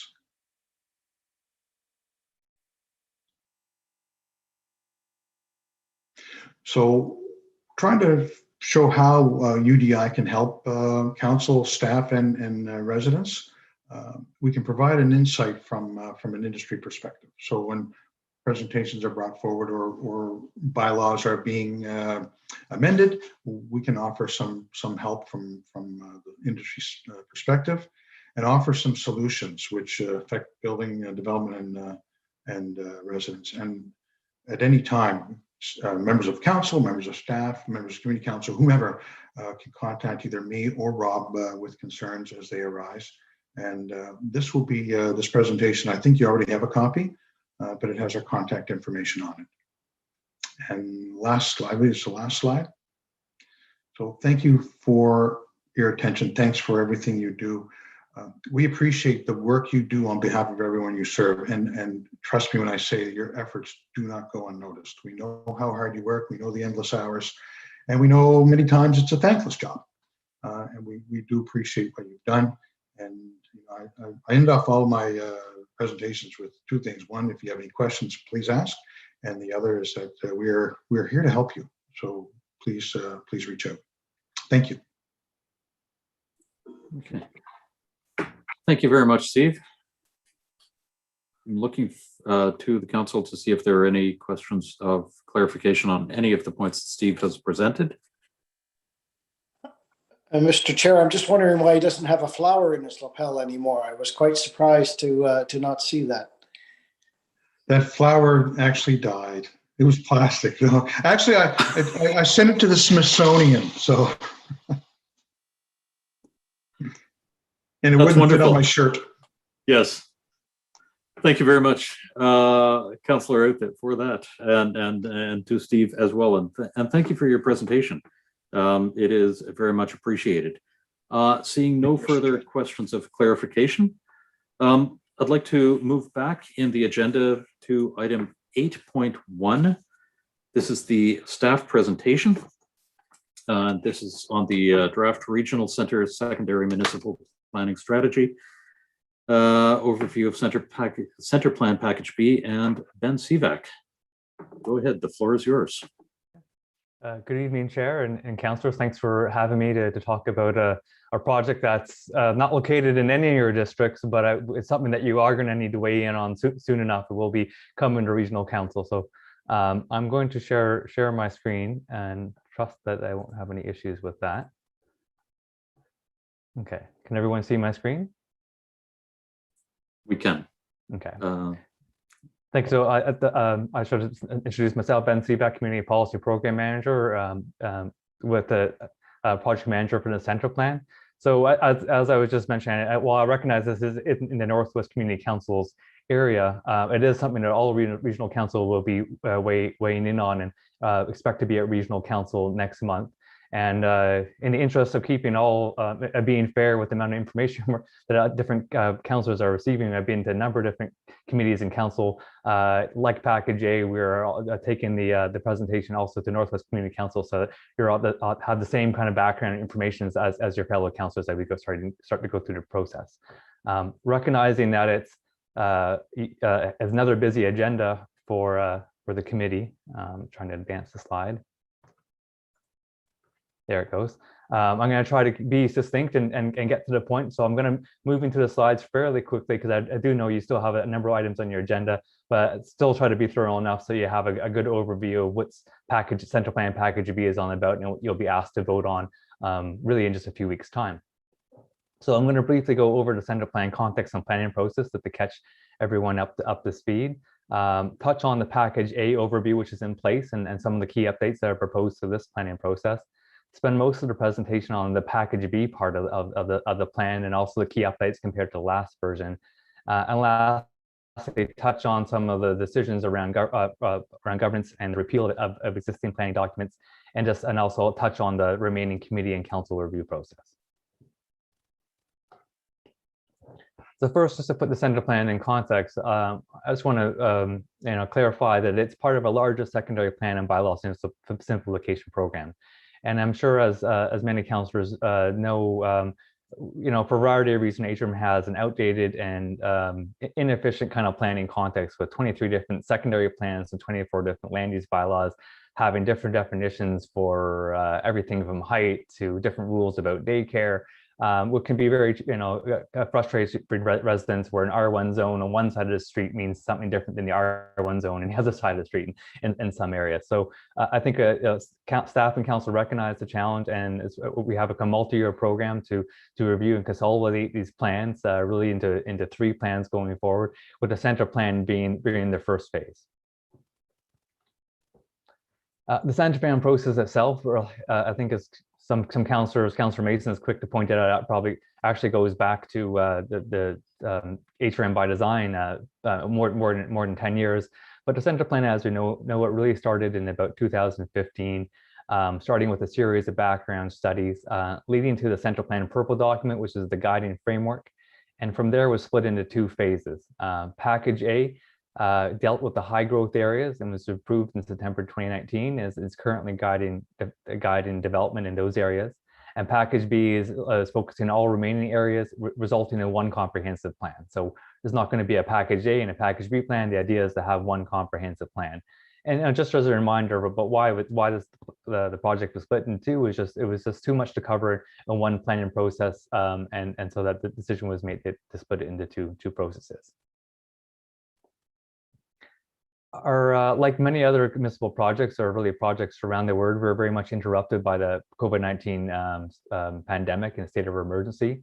We were able to complete some in-person consultations before the pandemic, but really had to pivot to more online and used a variety of approaches to gather the feedback we needed for this important project. And should councillors be interested, I'll point you to a What We Heard report for this phase and past phases. This most recent one about package B process was published in February 2021, and includes all the different feedback, some of the key themes, the detailed survey summaries, and all the specific correspondence that any councillors want to take a look. It can still be a good resource going forward.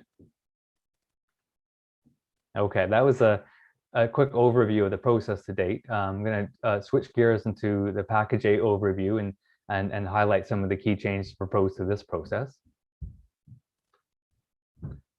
First of all, the package A process really was half the plan, or in some ways most of the plan, because it set out the broad directions for the whole plan area, including these 4 core concepts of complete communities, ensuring that people have access to a variety of shops and services and open spaces close to where they live, focus on human scale design, putting pedestrian first in terms of design and the layout of our communities, and also strategic growth, so putting uses and growth in the right location.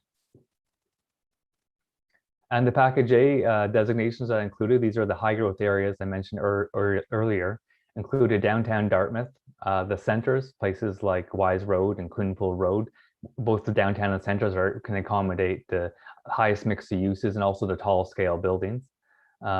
Corridor zones, which was applied along transit corridors to support more of a mid-rise building form and also a mix of land uses. The higher order residential areas, which are more residential focused, but for multi-unit buildings, and also future growth nodes, which are areas identified for more detailed master planning to control things like the road layout and allocation of park spaces.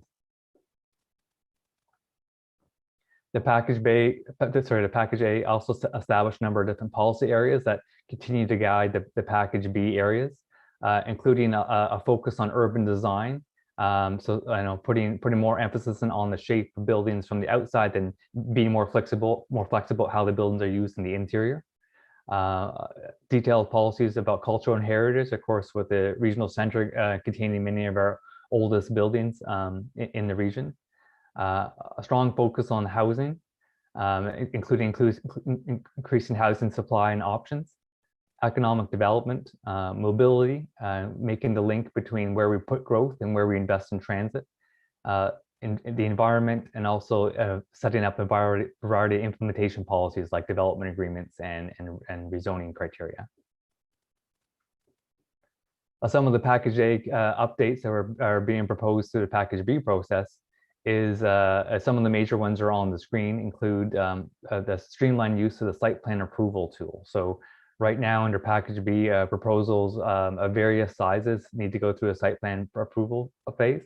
And through Package B, we're proposing to streamline that use of the tool to more of the exceptions, while still maintaining many of the building design controls more as a right requirement. So really looking to streamline the permitting process to get construction buildings to the construction ways a little bit sooner. We're also not revisiting many of the hard council decisions about building heights and density, but we are proposing a number of minor changes to built form and building design requirements. Many of the detailed feedback we received from stakeholders and also just from administrating the plan over the past year and a half. There are a few additional Package A zone lands, like a new future growth node in a part in Dartmouth, the Southdale lands. A Robie Street Transportation Reserve to preserve land for the bus rapid transit route. Some minor changes to front and flankage setbacks. A site-specific development agreement policy proposed for the St. Patrick Alexandra site in Halifax, and this is responsive to council direction coming out of Package A. They're pulling forward the Spring Garden Road and Robie Street lands development agreement policy into the new planning framework instead of the peninsula plan, so that it could to make some minor changes and enable that large scale development to provide more flexibility for its long-term development, and also some updates to the implementation policy updates. And I should note a lot of the overview of all these updates are in the staff report. Okay, and switching gears to the main focus of Package B now, and apologies if I'm moving too quickly. Package B includes an important designation for the Parks and Community Facility designation, which was a core part of the Package A process, being pointed to the need for open space. But now with Package B, we have a zone and a policy framework to guide the development of these spaces. And it's applied to parks, but also schools and community facilities located in an open space type setting. The designation establishes two zones: a regional park zone, which is applied to lands identified in a regional plan, places like Point Pleasant Park. And most of the other parks and open spaces would be zoned as park and community facility. And I'll also note that the plan also highlights the direction to establish a regional center open space plan to really make the link between our zoning and the investment and programming of our open spaces. The downtown designation as well was expanded through Package B. It was applied to downtown Dartmouth in Package A and is also applied to downtown Dartmouth through Package B. And of course, it's intended to support the development in the core where the large scale and most intense uses are encouraged. And the downtown designation establishes the downtown Halifax zone. I should note that the downtown Halifax plan will continue to apply to the Berrien Street and Old South Suburb Heritage Conservation Districts. And this is just because under the Heritage Conservation Framework has a different approval process that needs to go through the minister, a different process with a minister approval and under the provincial legislation. And so will be folded into the plan through a subsequent process that's looking at focusing on creating one overall heritage conservation district for downtown Halifax. There are also detailed policies for guiding Cogswell, but some of the more details will also follow the completion of the master and infrastructure development plan. So the intention is to immediately proceed with that detailed planning process after Package B is approved. So still some details to sort out with building heights and detailed design controls for that area. And I also will highlight some increased flexibility for the waterfront special areas in response to feedback from Develop Nova Scotia. The established residential part of Package B is arguably the biggest component of the Package B planning process. It's all the low density areas of the regional center, and which covers about a third of the area. And the designation is applied to the predominant low-rise residential portions of the regional center And it's generally intended to retain the scale of existing low density areas while also providing opportunities for more housing options. So it's not really about increasing density, it's about increasing the types of housing options, including secondary suites and other types of housing. The designation permits secondary suites, backyard suites, shared housing, and home occupations and daycare uses, consistent with some of the regional plan direction on these items. There's also allows for local commercial uses and institutional uses to be considered by development agreement. A previous draft had proposed to allow these as a right, but there were concerns about controlling things like hours or operations and the suitability of some of these uses in different neighborhoods. So that's why the development agreement tool is proposed for these small scale type uses. The designation establishes 4 different zones. The established residential 1 zone, ER 1, which is a 1-unit zone plus accessory suite or backyard suite. The ER 2 zone, which is a 2-unit zone plus the accessory suites. And the established residential 3 zone is a 3-unit zone plus the accessory suites, as well as townhouses would be permitted in that zone. And the ER 3 is applied more to transit routes that happen to be located within low density areas.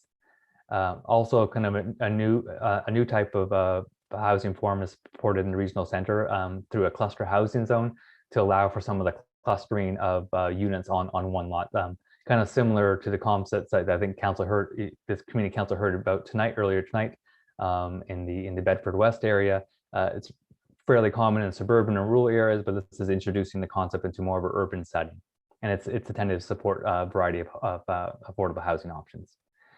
And to control some of the unique aspects of different neighborhoods, recognizing that subdivisions were developed under different ages and have different character. There are also 5 different precincts and 10 special areas defined to controls related to things like frontage and lot size.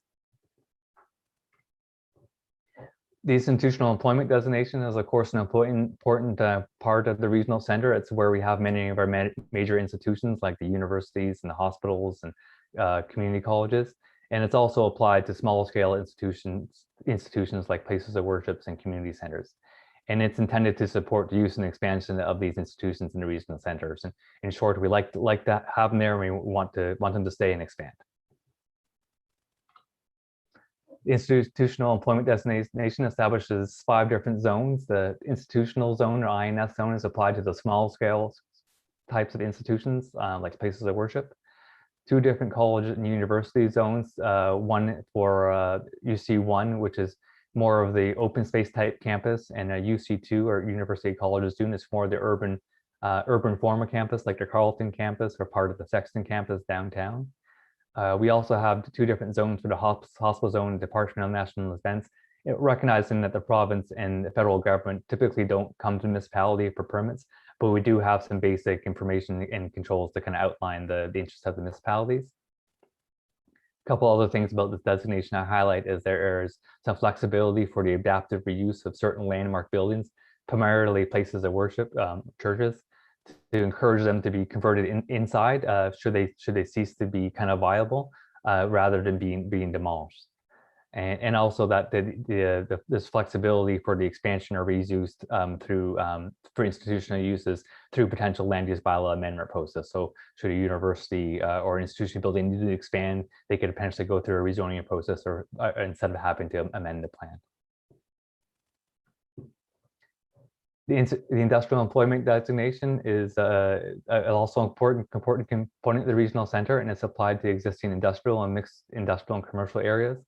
And it's intended to support the industrial and limited commercial and harbor-related industrial uses. The designation establishes 3 zones: the light industrial zone, which is applied to the Woodside Industrial Park and has been made to align closely with the recent Burnside amendments.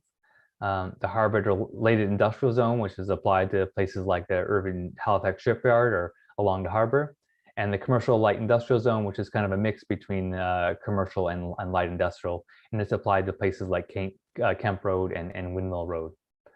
There's also support for mixed industrial and commercial special areas for places like Seaport Market and the Cove located in Dartmouth. There are some specific policies for Halifax Grain Elevator Risk Assessment and the development agreement policies to ensure that development in the area considers the potential risks of locating close to the grain elevator. And we're in touch with the Port Authority about undertaking that study in the near term. And also note some additional opportunities for research and development facility uses in the center and downtown zones to allow for a little bit more of that mixing of the very light end of the industrial scale range of uses. The last designation I'll touch on is the water access designation, and it's applied to pre-Confederation water lots located in the northwest arm and Lake Banook and portions of Lake Mi'kmaq. And it's intended to protect the unique character and environment of waterfront areas. So as some councillors may know or may not be familiar with, pre-Confederation water lots can be infilled if approvals granted by the federal government for Northwest Arm or by the province for the lakes. So we, as a municipality, we can't control if the land is infilled, but after it is infilled, zoning does apply. And so we can control what happens to the lands afterwards. So this is one of the reasons why we established a special zone and designation, so that we can intentionally limit the use of those infilled lands to parks and water access structures, boat clubs in certain situations, and public infrastructure to kind of de-incentivize the infill land as a way of increasing the ability to develop a property. A couple of items I'll touch on before kind of get into the process is something that as staff we're still working on and intend to provide more information to council when we get to regional council at the committee of the whole discussion. We learned late in our review process that the previously proposed site plan approval transition was supposed to be transitioned like a development agreement isn't actually supported by the HRM charter because it isn't as a right process. So construction permits would need to be in hand to be grandfathered as a site plan approval. So those that are midway through the process would have to conform to the proposed land use bylaw. We are assessing impacts and working with applicants, and we'll provide some options to council. In a general sense, the objective was to have a smooth transition. So we're looking at ways of trying to facilitate that.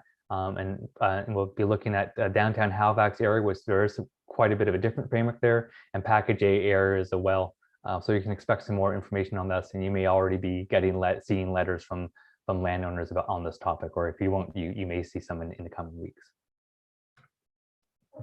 Other kind of broad topic I'll quickly touch on is COVID-19 consideration. I get often asked, Package A was developed and approved before we even talked about social distancing or lockdowns, and Package B was developed and being finalized in the middle of it. So I will note it is something that as staff we did think about and research quite a bit, and kind of highlight some of the key considerations for you here. One is that, as I mentioned earlier, one of the core concepts of complete communities is I think the COVID-19 pandemic really shown the importance of that. How important it is to have open spaces and having access to shopping services close to where you live. So it's kind of aligns with the Package A core concept of complete communities. Also, I'll also note the importance. I think that the pandemic has shown the importance of flexible land use controls. So recognizing that the future of downtown office space or office space in general is a bit of an open question mark going forward. But many of our mixed use zones do allow for both residential and commercial uses and office uses. So setting aside the challenges from a building code perspective, from a planning, from a zoning perspective, these buildings can be redeveloped without going through a lengthy planning process, from going from office to residential or vice versa without much process. We did also look at pedestrian-oriented commercial streets, and are recommending that they be slightly adjusted to allow for office outside of downtown Halifax, recognizing the office uses can also be active, and that on many main streets there may be challenges in the near term to be able to fill those commercial spaces. Although we did stop short of the downtown designations. Also highlight the proposal to further streamline the development review process, which will I think also help to respond to the growing housing needs and help bring a project to construction phase a little bit sooner. And also in the proposed Package B is a proposal to increase the development agreement transition time frame by 12 months, to recognizing that developers also experience some of the same challenges that we're experiencing through our planning process. That there's also been delays on the development end of things as well. Just quickly highlighting some of the things they'll be asked to make recommendations or to make decisions on is a part of the bylaw simplification process is not just about approving new plans, it's about replacing old plans. So you'll notice that in some of the motions that you'll see coming to you is also repeal of some of the older documents. So this is part of the consolidating. So you know, some of these documents are quite old, and some I'm sure some of the staff who've been working with them be glad to see replaced with new up-to-date documents. Also mentioned that you'll be asked to make decisions around governments. Some of the recommendations are mostly about making refinements to the existing administrative orders related to community councils and advisory committees, and also the bonus zoning program to reflect some of the changes in Package B, primarily in different areas of land, and also a bit more flexibility for how we spend money in lieu funds in terms of the bonus zoning program. And lastly, I'll kind of conclude by just providing an overview of the process. We are currently making our way through the committee review stage. So we've actually been through, gotten recommendations from all the review committees except for CPED, which we're going to later this week. Following that, all the recommendations will come together for review at committee of the whole to consider all the recommendations together and provide direction to staff for how to revise the document before coming back to regional council for first reading. And of course, from regional council feels comfortable and ready to forward on to a public hearing. At this point, we're continuing to target a public hearing for late September, although I think I understand with some changing council meeting date, this might early October might be a bit more realistic. And thank you with that. Hopefully that was a thorough enough overview, but not too thorough, because I know you have other things that you want to do tonight. I should have mentioned at the beginning that there's no recommendations to consider at this point, so it really is for information, so to get the Northwest Community Council up to speed and what your colleagues are considering, and so that you're feel prepared for the upcoming regional council meetings. And with that, I'll stop sharing my screen and pass it back to Sharon and be happy to take any questions. Great. Thank you very much, Ben, for that presentation. As always, please indicate if you have any questions in the chat. And I don't see any immediately, so I'm going to jump in with a couple. One of them is we have community designations in some areas, and I'm just wondering how they fold into, I guess, Package B. And one of them, for example, would be Schmidtville. Would Schmidtville have its own designation, or would the community itself be separate from any land use designation? Okay, thanks for the question, Mr. Chair, and back to you in the committee. Yeah, it's a good question. I think I answer it in a couple different ways. So on one hand, the planning documents, I think we try to avoid, I mean, we don't necessarily name or identify the communities as the same way we do in the community identification sign that you often see certainly in rural Halifax and others, or that where one community ends and one community stops is not something we necessarily try to enshrine in planning policy just for the sake of identifying communities. But this was an important topic for conversation regarding the established residential zones. And what Package B attempts to do is balance the need for bylaw simplification, so to have one set of rules that make sense everywhere for things like building heights and setbacks, while still recognizing the difference between different neighborhoods. So we do that by by a series of precincts and special areas, where we recognize areas like the Yonge Avenue area or Westmount to have slightly different rules for that. And I think the area you mentioned, the Schmidtville areas, is kind of one of probably more to come, as we have those, they're recognized as heritage conservation districts that have their own set of rules. So it's, in the case of Schmidtville, it's still within the established resident designation, but it has its own tailored zone just for the Schmidtville area, because it has so many detailed rules. And through Package B also identifies a series and other what we call proposed heritage conservation districts, which have kind of a study area boundaries for now that will intending to have a more detailed planning process to potentially establish additional heritage conservation districts in areas like the Hydro Stone and other parts of the regional center. So a little bit of mixed response to your question, but hopefully that covers covers the basis. It does. Thank you. And I still don't see any further speakers in the chat, so I'm going to continue. You had mentioned 3 different types of industrial. One of the items that you didn't talk about that we have out here is heavy industrial. And so I'm wondering, recognize that it might not apply to the regional center, but are there any heavy industrial zones? Part B of that question is, what are the ports if they are not heavy industrial? Thanks for the question. And again, Mr. Chair, back to you in the committee.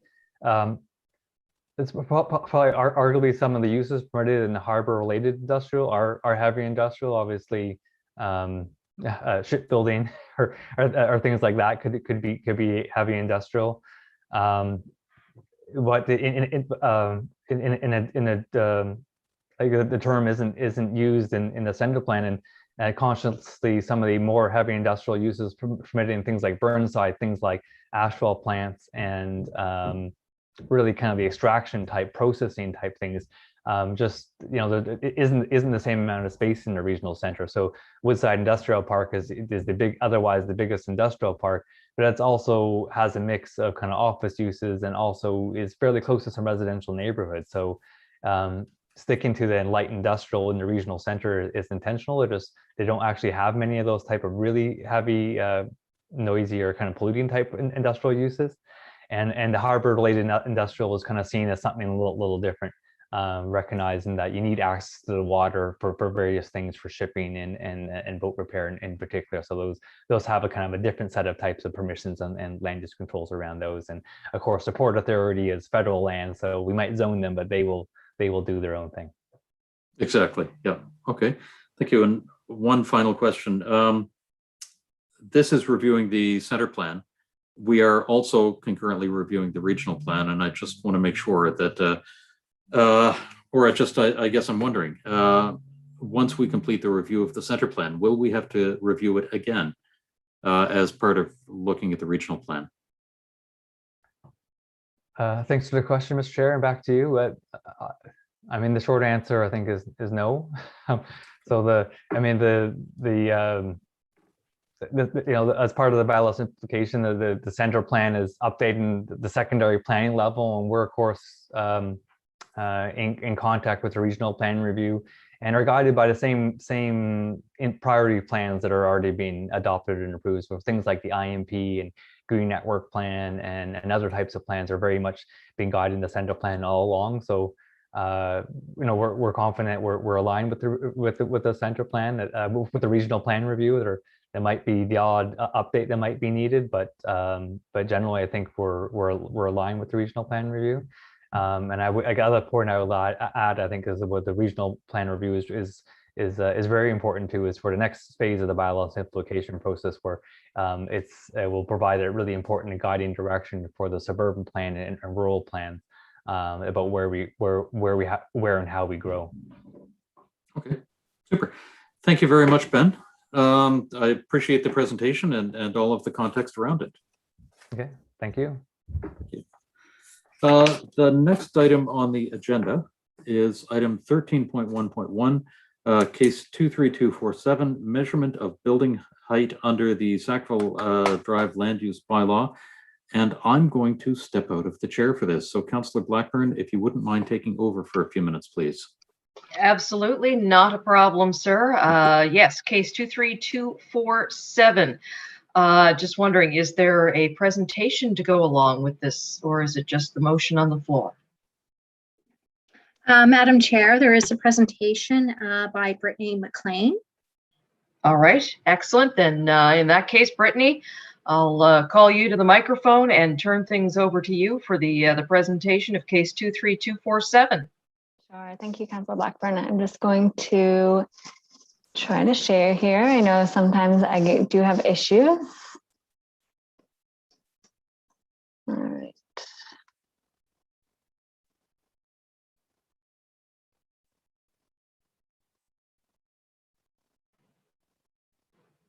All right. I think we can all see your screen. And I'll see. Okay, perfect. So good evening, members of Northwest Community Council. My name is Brittany McLean. I'm a planner with the Urban Applications team here with HRM. Tonight, I'll be presenting case 23247, which is a staff information report on building heights along Sackville Drive. So council's motion of November 9th back in 2020 directed staff to prepare a report and recommendations with respect to amending the Sackville Drive land use bylaw and specifically part section 27A to allow for the height of the building to be based on the mean grade of the building and not the lowest grade of the curb. So I do just want to give a little bit of site context first. So Sackville Drive here is the main road in Sackville, joining Middle Sackville with Highway 101. So it's mixed use with many commercial uses, recreation, institutional uses, multi-unit residential developments, and it also serves as an access to many lower residential density developments. It runs parallel to Highway 101. Areas on the north of Sackville Drive are higher in elevation than the lower lying lands to the south of Sackville Drive. So we'll get into that a little bit more as we go. So the area in orange there identifies properties within the Sackville Drive plan area. So those would be directly impacted by any land use bylaw amendments that are made to the height here. The areas in pink around identify properties outside of that bylaw area. Those are within the Sackville plan area. So those would not be impacted. So the natural elevations, like I was saying on Sackville Drive, result in a condition where the north side of the street is significantly higher than the south side. So in this map, you'll see the contour lines. Each line represents a grade change of 5 meters. So you can see on the north side there, those contour lines are quite a bit closer together. So that means steeper grade changes. And then on the south side, you can see that the lines are further apart. And so that indicates lower elevations. So the photo on the left there is just a snapshot of Sackville Drive looking west toward Middle Sackville. You'll see commercial uses on both sides. To the left of the view are the lower lying lands there. And then to the right of that view are the higher elevated lands. So the photo on the right there at the bottom is a snapshot of Sackville Drive looking the other way, east towards Highway 101. Again, you'll see commercial uses on both sides, but to the left of this view in this case is the higher lands, and then to the right is where it slopes down. So there is a bit of history with building heights in Sackville. I'm just going to try to go through it quickly. So prior to the adoption of the Sackville Drive secondary planning strategy and land use bylaw, there were actually no height restrictions for buildings along Sackville Drive. So in May of 2002, when the Sackville Drive secondary planning strategy and land use bylaw came into effect and were adopted, there were still no height restrictions. However, following the submission of the first few development permits under the new rules, it triggered staff to reevaluate the approach of not regulating building height. So in March 2005, staff recommended that Regional Council approve amendments for policy and land use bylaw provisions to limit the height of all main commercial buildings and multi-unit dwellings to a maximum of 3 stories up to a maximum of 45 feet, and that's measured from established grade. So those were kind of proposed as an interim measure until planning staff could do a more detailed review that involved public consultation. So in July of 2006, staff reevaluated those height restrictions along Sackville Drive. They undertook the public engagement. And at that point, staff recommended permitting buildings to a maximum of 3 stories or 45 feet from established grade as of right, or to a maximum of 6 stories with the incorporation of building step backs from the street above height of 3 stories. So then in September 2006, Regional Council held a public hearing for the information that was given earlier in July. They adopted amendments to the Sackville Drive secondary planning strategy and the land use bylaw to permit buildings of a maximum of 50 feet from grade at the front property line. So staff had recommended 45, and then during that public hearing, I'll give a little bit more background, but council recommended to go ahead with 50 feet from the grade at the property line, and then buildings over 50 feet by development agreement. So since September 2006, when that was approved, those are the policies that still exist today. So they haven't been changed. All right, so just to get into it a little bit of what happened in 2006. So back then, when the policy was studied and approved, staff evaluated the impacts of the building heights on both sides of Sackville Drive and concluded that without regulating height provisions in the land use bylaw, building heights would be inconsistent, which wasn't the intent or the vision of the Sackville Drive secondary planning strategy. So the elevation change from one side of Sackville Drive to the other would result in northern buildings towering over the street and in undersized buildings to the south. So additionally, there was concern that existed that taller buildings along the high side of Sackville Drive that abut lower scale residential developments on the rear there would intrude on the existing neighborhood being so high up on the hill. So at the time, staff identified that restricting building height for all buildings to a maximum of 45 feet or to a maximum of 6 stories with the incorporation of building step backs would be the rules that would effectively control building height and inconsistency and help minimize impacts on those lower adjacent lower density residential developments. However, at the time too, staff heard from the public and also recognized that there was a lot of property owner interest in building higher than 6 stories without any step backs. So staff went ahead and identified other traditional tools that could be used to minimize impacts and improve compatibility of those buildings. And those included massing controls, setbacks, and transition controls as well. So in order for those to be evaluated on a site-by-site basis and to make sure that those tools could be implemented properly, staff recommended the creation of policy SS4A, which you'll see in the SPS right now. And that's for council to consider development agreements for buildings over 6 stories in height. So at the public hearing on September 5th in 2006 there, when that policy was approved, council did approve the majority of those policy amendments, but they did make a motion to enable a maximum building height of 50 feet, as I was mentioning earlier, instead of the recommended 45 feet. And they also recommended doing it measured from the grade at front property line, adding that language into it. And then also build the information for buildings greater than 50 feet by development agreement. So councilors expressed concern with the quality of the development that could take place as of right, and that a development agreement option will give the community and council an additional level of oversight. So councilors at the time supported the motion, noting that the businesses have a sense of pride in the area and they really wanted to improve the area and that they wouldn't necessarily be in favor of development that wasn't compatible. So councilors believe that the amendment put forward best represented the desires of the community at the time. So on the slide here, you'll see that the policy that was approved, this is what exists today. So it's section 27A of the Sackville Drive land use bylaw, which reads that the height of a building in all zones shall not be more than 50 feet in height, measured from the established grade at front property line. So within that, there's exceptions for corner lots and then lots where there's a difference in established grade, and those are to be measured from the lower grade. So additionally, there's that policy in there for development agreements for buildings over 50 feet, and that's policy SS4A of the secondary planning strategy. So just to kind of show how that policy looks in action, what we did was choose 3 sites within the Sackville Drive area that were granted building permits in the last 5 years. And this is just to kind of help visually represent the existing policy, what it looks like actually in action. So 2 of these sites were located on the high side of Sackville Drive, and 1 is located on the lower side there on the Sackville Cross Road. So each of the buildings that had their permits were constructed to roughly 5 stories under the current policy without creating building incompatibilities from the north to the south sides of the street or causing detriment to lower density residential developments. So the policies basically achieved the uniformity of building height from one side of Sackville Drive to another that the policies were trying to encourage. So I'll just quickly go through them. So 30 Baxter Drive is actually still under construction. I drove by here probably a month or so ago. So I just put the elevation there up at the top so you can see that is the approved elevation. So this is on the higher side of Sackville Drive, the north side.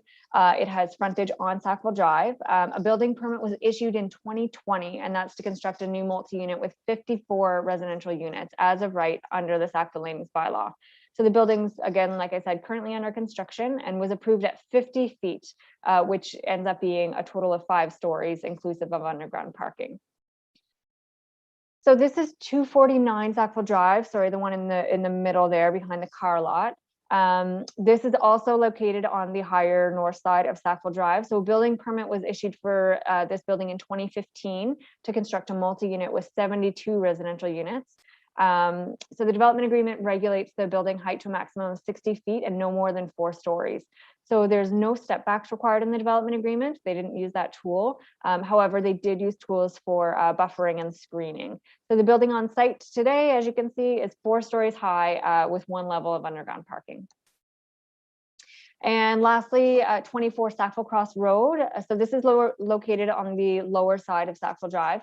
A building permit was issued here in 2016 to construct a multi with 36 residential units. So the building was constructed as of right under the Sackville Drive land use bylaw provisions. The building on the site today, as you can see it, is 4 stories high, again with a level of underground parking and no building step backs.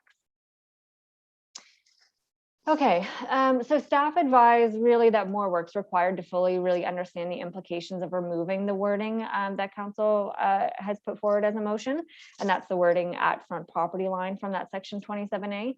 So if the wording were removed, established grade would be calculated by the established grade definition, which would result in higher elevations along the high side of Sackville Drive. So this could result in taller buildings and could contribute to building heights that are out of proportion from development found on the south side there, the lower side.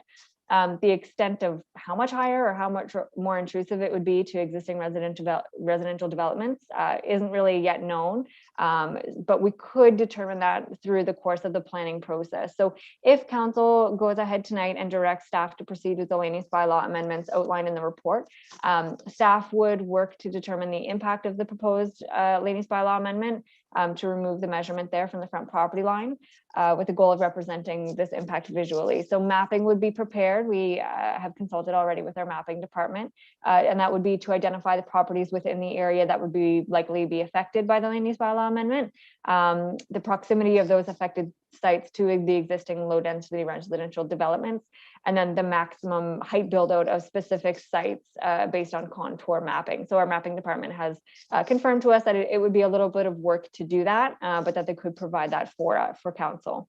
So in addition to that research, engagement with the public and the PAC would be warranted, and that's to gather feedback to the findings. There was extensive public engagement way back in 2005, so we would probably go similarly with that approach. So staff recommend that an amendment of this nature would go through the formal planning application process, and that's the process you can see in front of you there.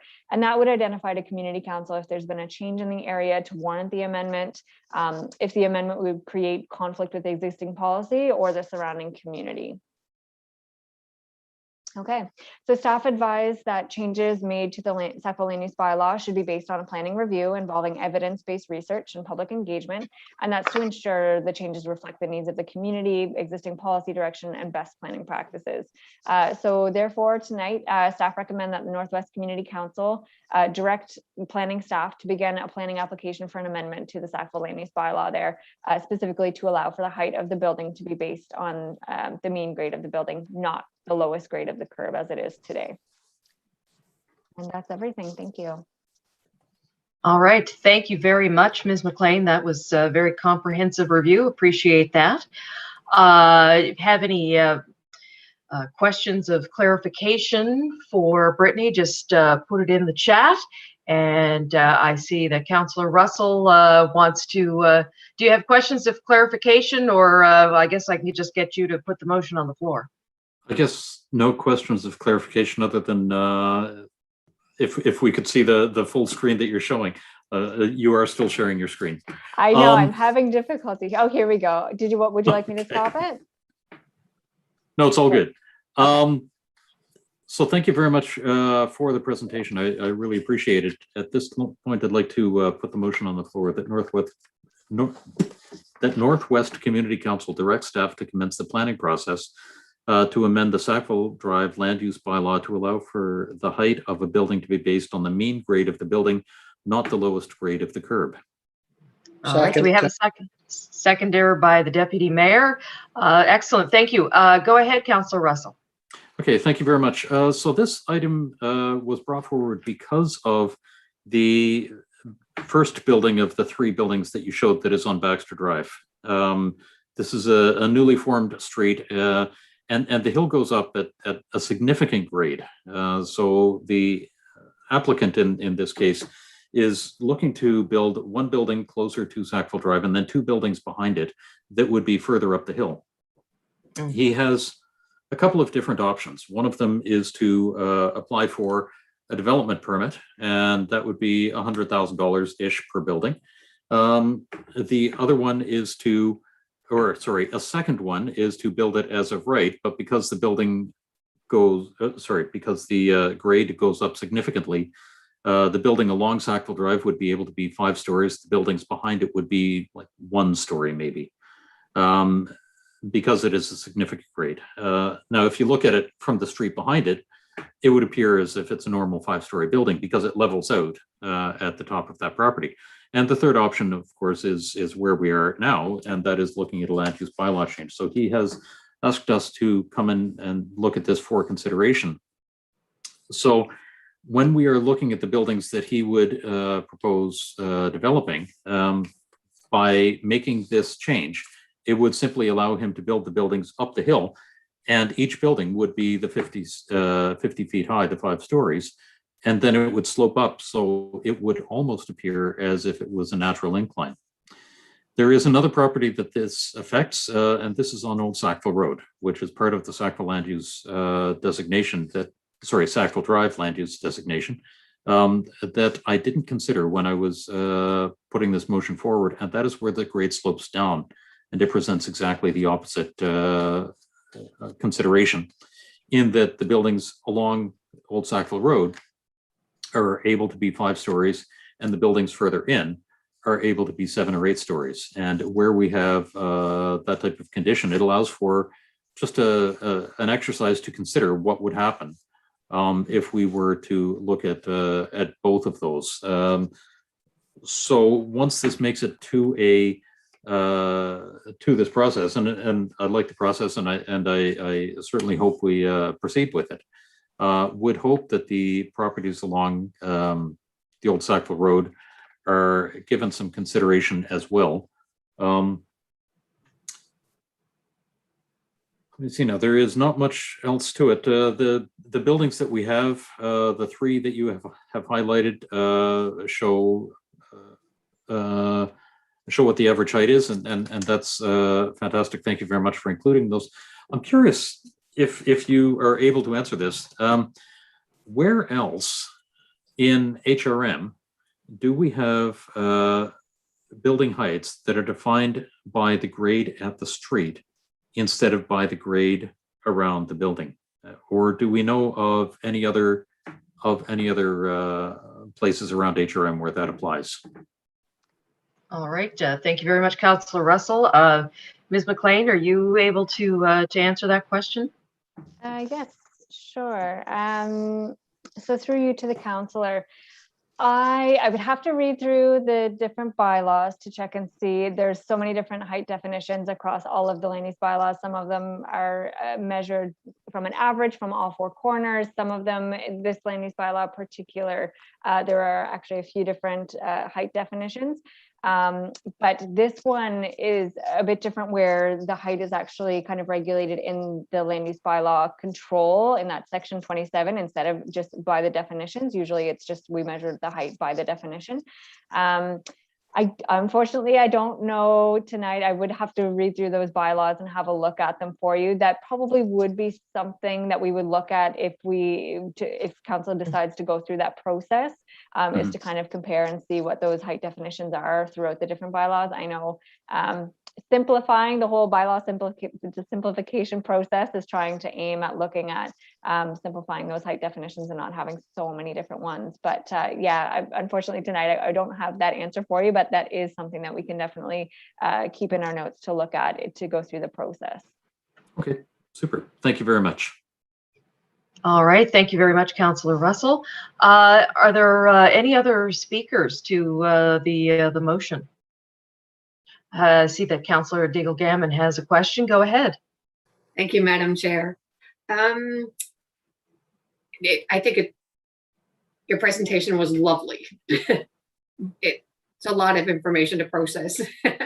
I guess what I'm a little concerned about is that if this does go forward, or is the concern that if this goes forward, that on the high side of Sackville Drive is an advantage, but on the lower side, they are disadvantaged by this. I'm simplifying this, like sort of trying to cuddle it down, but is that one of the biggest concerns? And then could the report be able to also look at how do they mitigate that so that the lower side is not disadvantaged? All right. Thank you very much. Ms. McLean? Yeah, through you to the counselor. Yeah, so those would definitely be things that we would look at during that process, is to try to see. The concern is possibly, yes, that those buildings on the lower side might be at a disadvantage where other sides would be at an advantage, but mostly it would be to make sure not, financially that one would be a burden or not. More so that the buildings would fit in the context, and that the community, and this is one of the reasons that we do want to go out and speak to the community, is to understand that, if the buildings are going to be so much higher on one side and this would, change the look of the street, how does the community feel about that? Is that something that would be different than maybe back in 2005? Does the community feel differently about that? And we'd be able to have the mapping done to kind of illustrate what that might look like for the community. So it would be a concern that that one side, again, would be much taller than the other. And then the other concern would be, how does the community feel about that? Would that be intrusive on one side as opposed to the other? So those would be all things that we would look at. And so if this all did go through, and then it would be as of right, I guess on the high side, how would the communities, like looking at shadows and all of that kind of stuff, because you've got quite a significant residential section above this area. So I was just wondering, would it be looking at that as well, about how would how would other residents be able to participate and give their opinions on it, I guess? Through you, counselor, I can answer that. So that's a good question as well. These are all great questions. I think they'll all be something that we would look at through the process.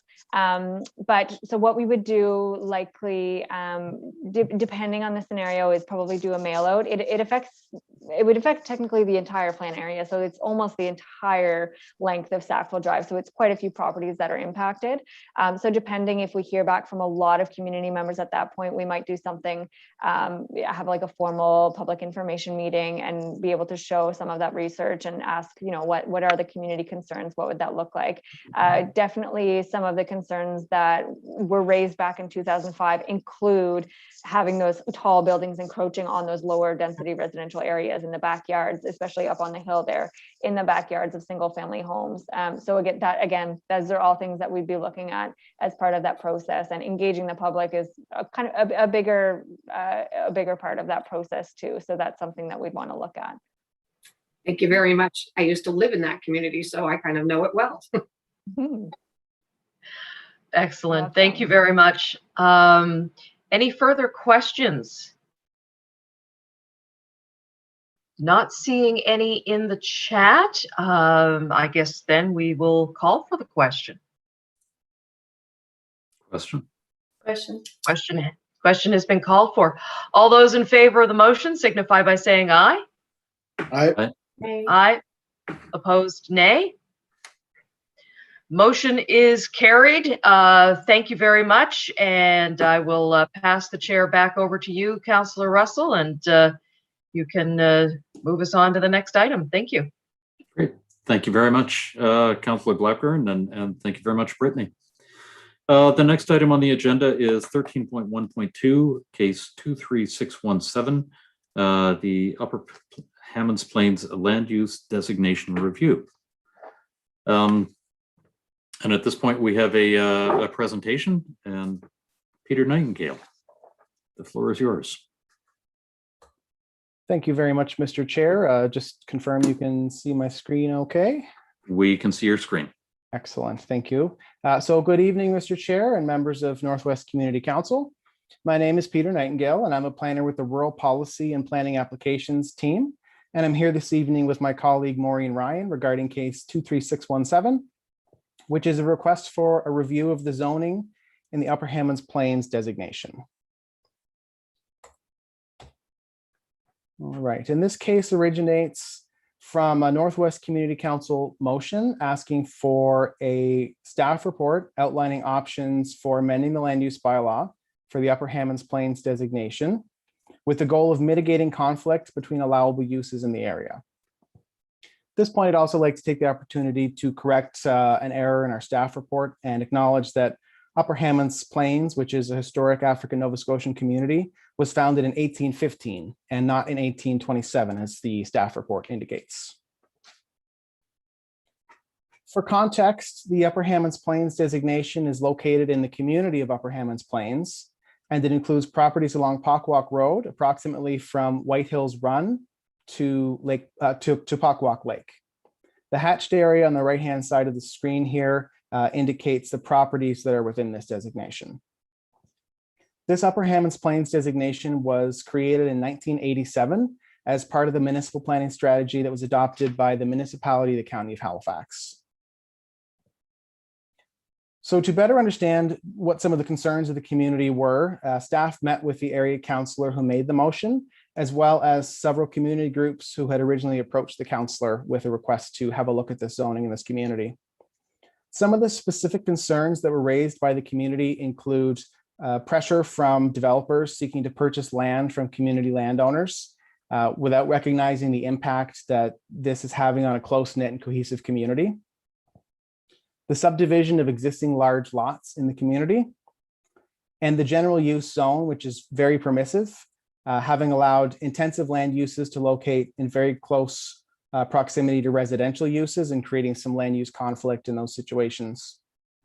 So just for one example, under the current regulations that we have in this community today, industrial operations such as auto repairs or car sales can occupy a property right up to the property line without any requirements for setbacks or visual screening or buffering that would lessen the impact of that use on neighboring residential properties. Community members also identified a range of other concerns in their community with municipal matters, including things like servicing issues, transportation issues such as speeding through the community and parking on Pockwalk Road throughout the community, recreational uses of some of the natural assets in the community and the impact that that's having on nearby property owners. And while these matters are not directly related to this specific planning process, we recognize that those are important concerns for the community, and we expect that we'll continue to hear about those.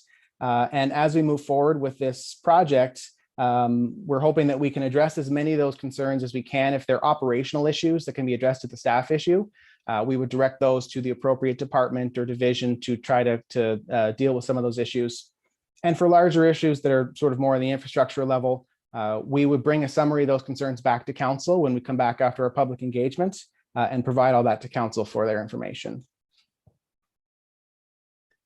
So as mentioned, this Upper Hammonds Plains designation dates back to 1987 when the initial municipal planning strategy for this area was first adopted. Policy P42 of the MPS creates the Upper Hammonds Plains designation, and that policy states that the intent of the designation is to encourage locally based labor-intensive jobs for local residents, to provide a range of housing types, sizes, prices, and tenure arrangements, and to provide adequate community services and facilities to keep existing residents and attract those who have left the community. The policy for Upper Hammonds Plains is implemented through the general use zone or the GU1 zone. And this zone is applied to all properties within this designation. This zone permits a full range of land uses with a list of exceptions in the bylaw. So essentially, all land uses are permitted except for industrial uses over 10,000 square feet, commercial entertainment uses, mobile home parks, sanitary landfill sites and dumps, hazardous waste disposal sites, and construction and demolition uses. Some of these more intensive uses, such as salvage yards, agricultural uses, and industrial operations, have some requirements in the land use bylaw for things like fencing and separation distances and outdoor storage, but they are fairly minimal and they don't apply to most of the uses that are permitted in this zone. As one of our speakers earlier this evening in the public participation portion of the meeting pointed out, Having such a permissive zone certainly can provide benefit to the community because it doesn't restrict what property owners can do with their property. It doesn't restrict the type of business that they can operate or how they can use their land. But it can also be detrimental to the community when those uses are developed without consideration for the impact that it has on neighbors and for the community, and that it's not done in a proper way to make sure that those intensive uses are kind of mitigated to lessen their impacts. Another one of our speakers tonight mentioned that they're not necessarily opposed to development in the community, but the community doesn't have a voice in what's approved and where it's approved and what it looks like. And that's true because all of the things in the general use zone are through the as of right process. In other words, you come in and get your permit and you can go build it. There's no public engagement. There's no council approval. It is entirely an as of right zone. And so, moving forward, looking at how we regulate land uses in other areas, it may not necessarily be a matter of prohibiting any of these things, but maybe it's about changing the approval process. Maybe instead of everything being in the as of right process, there's some sort of a planning process, like a development agreement, where there would be public consultation and the community would have a say in it, and ultimately council could make a decision based on some of those factors rather than just having everything be permitted as of right. As part of our initial analysis of this request, we looked at permit activity in the Upper Hammonds Plains designation, and we see that there's been a significant uptick in permits issued over the last several years. So this is just one factor, but it certainly does suggest that development pressure in this area is on the rise compared to what it has been historically, and that may be a contributing factor to some of these conflicts and some of the concerns that the community has raised. So the authority to initiate amendments to a municipal planning strategy and a land use bylaw lies with regional council. And this would typically be done when circumstances affecting the community have changed and the existing policy and regulations are no longer appropriate. As I mentioned a few times, this designation was created in 1987, and there hasn't been comprehensive review of that policy since that time. There was a plan review in 1999, but I don't believe this specific designation was revisited. Based on our initial analysis and the feedback we've received from to date from the community suggests that this policy is in need of some review. That this is an opportunity to consult with the community and find out if the regulations that exist are truly reflective of how they want to see their community grow and change moving forward, or if it might be appropriate to make some changes to some of those policies and some of those regulations. If regional council initiates the planning process to review the existing policies and regulations, then staff would carry out public engagement as part of that process, and we'd work with the community to update the planning documents to better reflect this community's vision going forward. There were a couple of comments made during the public participation portion of the meeting that I would just like to touch on. And one of those was, the risk of going too restrictive with the zoning, that if we were to lay down something like a residential zone, that would, remove development rights that the community has today. To date, we haven't heard from anyone in the community that that's something that's wanted. But again, this is based on our initial meetings with some community groups. We haven't gone out and done extensive public engagement yet. As we do that, we might learn that there are perhaps some areas that want a more restrictive residential zoning. There might be some areas where, more of a mixed use zone is permitted, or where there's simply a desire to change the approval process and make it a little bit more of public involvement rather than strictly an as of right process. Looking at what the amendment process looks like for municipal planning strategy and land use bylaw amendments, we're really at the very beginning of the process right now. So we're here this evening responding to the motion of community council and to provide some initial guidance. Should regional council choose to initiate a detailed review of this designation, then staff would undergo a detailed review and we'd collect as much data as we can and as much history as we can and try to better understand how we came to the point where we are today, where we have these regulations and whatnot. And using that, we put together an extensive public engagement program to go out there and talk to the community and identify who the key stakeholders are, who needs to be sitting at the table to help guide that consultation process, what the wishes of the community are, and to help us shape what those regulations and those policies should look like. We're not going out with a preconceived notion that we have the answers here. We know that the community has a lot of information for us on how we should regulate land use in this community, and we're really at the listening stage. We're wanting to sit down with the community and get that feedback and take the concerns the community has and figure out what planning tools we have to help them implement that vision. There have been, as some of the speakers mentioned, some suggestions for things we could change and with the regulations, keeping in mind that under the HRM charter, we have the authority to do certain things under a land use bylaw. And so there may be some things we hear from the community that can't go into a land use bylaw just because legally we don't have the power to put those things in a land use bylaw. But there may be planning tools that could help us guide development in the community to help them achieve those goals, even if we're not specifically regulating, some of those things that the community is most concerned about. There is an opportunity to use planning tools and help us figure out what we can do to really guide development in this community and help that vision be achieved. This community is within the Northwest Planning Advisory Committee area. So we would go to Northwest PAC for a recommendation from them.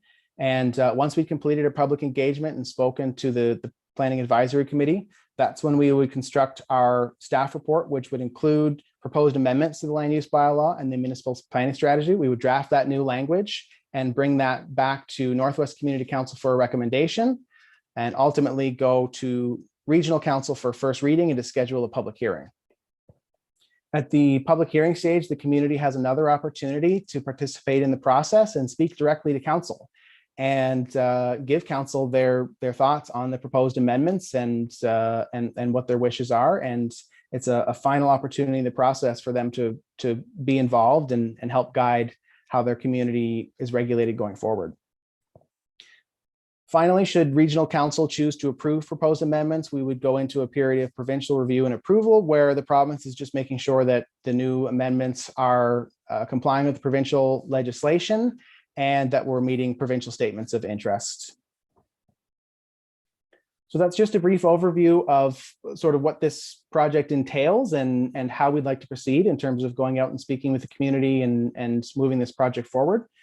And based on that, staff are recommending that Northwest Community Council recommend that Regional Council initiate a process to review and amend the land use policies and regulations under the Upper Hammonds Plains land use designation within the municipal planning strategy and land use bylaw for Beaverbank, Hammonds Plains, and Upper Sackville, and any other planning documents as necessary to mitigate conflict between allowable uses in the area. And 2, follow the public participation program for municipal planning strategy amendments as approved by Regional Council on February 27th, 1997. So thank you very much, councillors. I am happy to answer any questions that you may have. Okay. Thank you very much, Peter, for that presentation and that wealth of information. Council, what are your wishes? I'd like to put the motion on the floor, Mr. Chair. Go ahead, Councillor Lovelace. Unless, of course, there's any questions for clarification of Peter's presentation. We're good? We're good. We can have the motion first. Okay, fantastic. I move that Northwest Community Council recommend that Regional Council initiate a process to review and amend the land use policies and regulations under the Upper Hammonds Plains land use designation within the municipal planning strategy and land use bylaw for Beaverbank, Hammonds Plains, and Upper Sackville, and any other planning documents as necessary to mitigate conflict between allowable uses in the area. And 2, follow the public participation program for municipal planning strategy amendments as approved by Regional Council on February 27th, 1997. I so move. Second, Tim. Second. Thank you, Councillor Outfit, for seconding that. Go ahead, Councillor Lovelace. Thank you so much. I just want to I just want to thank the community for really coming to me right off the bat after I was duly elected, fresh face, and explaining to me all of the issues that were going on in the community. This was my first official motion as a new councillor, so I'm really pleased to be able to put this forward and see this moving ahead. I am so grateful to all staff, Peter, Maureen, Thea, like everyone who's worked on this file, as well as the folks with Diversity Inclusion, African Nova Scotian Affairs Integration Office. This was a big team to come together to really not only look at some of the issues that were coming forward from the community, but also the historical aspect of how did we get here to this kind of wild, wild west that we're in here today. And, I think I'm grateful for this report. Thank you for noting the change. The community was established in 1815. It has a long history. As Curtis Wiley had raised, 6th generation in this community. So there's, a lot of history, a lot of issues to deal with. And certainly we've got all hands on deck, which is really great. And I think that the public consultation is extremely important moving forward. Peter, you raised a really good point about, the restrictions that do exist within the charter. And I do believe that this might be an opportunity for us to recognize, and also to communicate to the province and advise them what opportunities there are for HRM to better protect these kinds of historic communities, because right now we don't have that kind of historical designation. Even for the Upper Hammonds Plains community group to get a land trust up and running, this is new territory for the province. The Deputy Minister, Aaron Devereaux from Department of Housing and Infrastructure, was really clear, like, this is an exciting opportunity for us. They want to be a part of it and see how we can actually create some measures and policies to better protect historic communities, in particular, historic Black communities in Nova Scotia. And I think too, like if we think about that as a right process, we do want to make it easy for communities to develop within their own communities, but at the same time, without the development permit process, there's no community consultation. So having an opportunity to have that community group, integrated into the process to ensure that they're aware of the fact that there is an as of right, multi-dwelling building that's being developed, and have an opportunity to have a say. So I'm grateful for this report. I'm grateful also that, when we look at the exceptions regarding salvage yards, any kind of sort of industrial use that could potentially impact the watershed negatively and impact the community negatively, I think we need to look at that bigger picture. I'm running out of time, aren't I, Mr. Chair? You've got 1 minute and 15 left. Thank you, sir. So I do have a question in regards to the map, though, Peter. If you can just tell me about, basically in the last 4 years, we've had 90 development permits.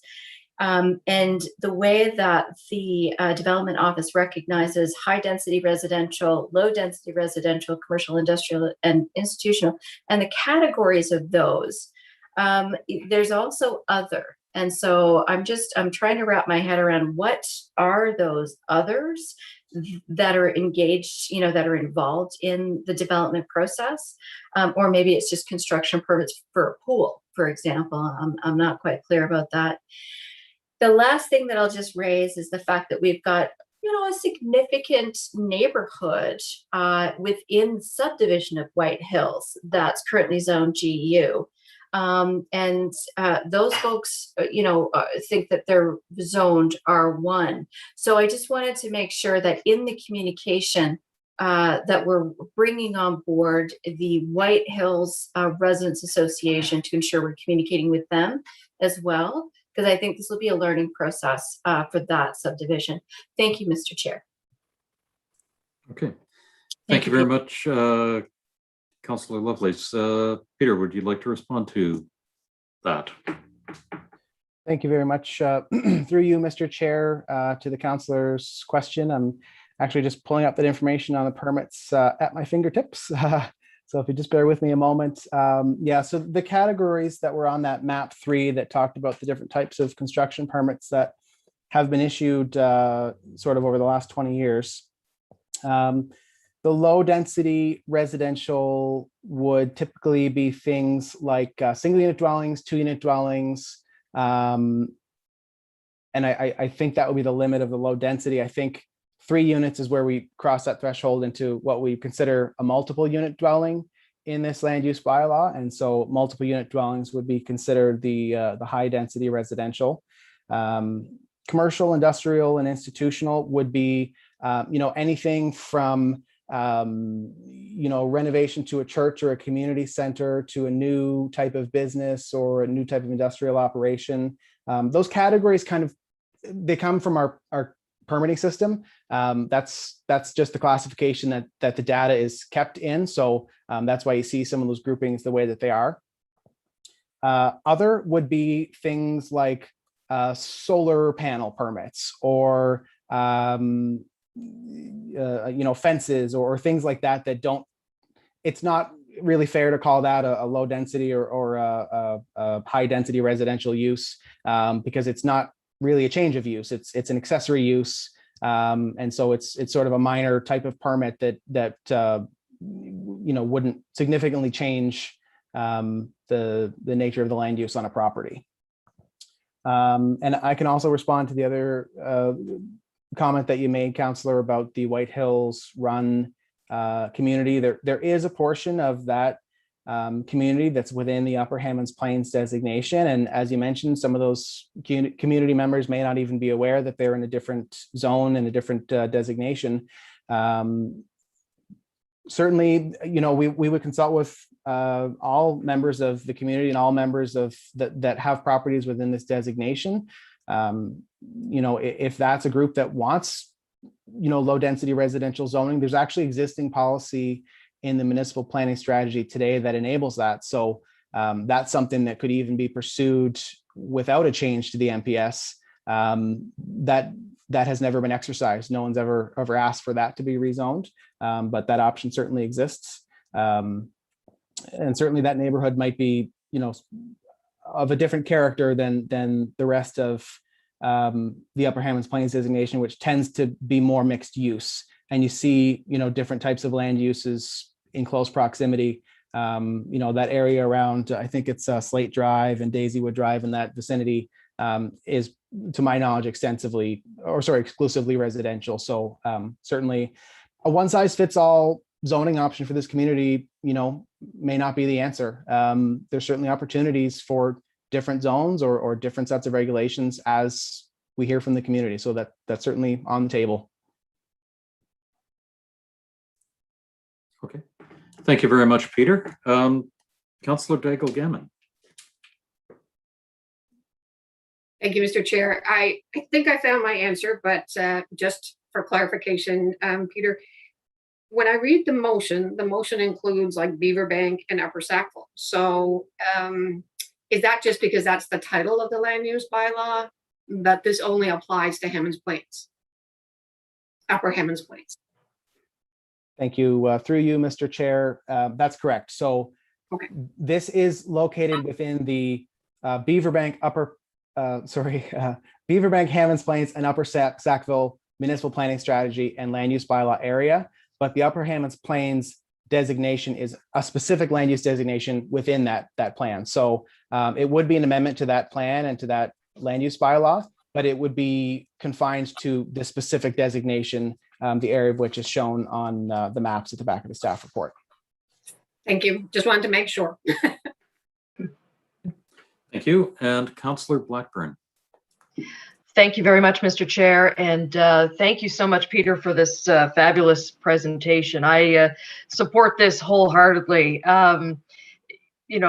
not only is it good for the community of Upper Hammonds Plains, but my God, while reading the report, you could just erase Upper Hammonds Plains from every mention in that report, insert Lucasville, and that's exactly what I've been working with the community. So I know that I had asked for a report a while back for a similar examination of conflicting land uses for Lucasville. So, very much appreciate that this work is starting. Looking forward to seeing it continue with Lucasville.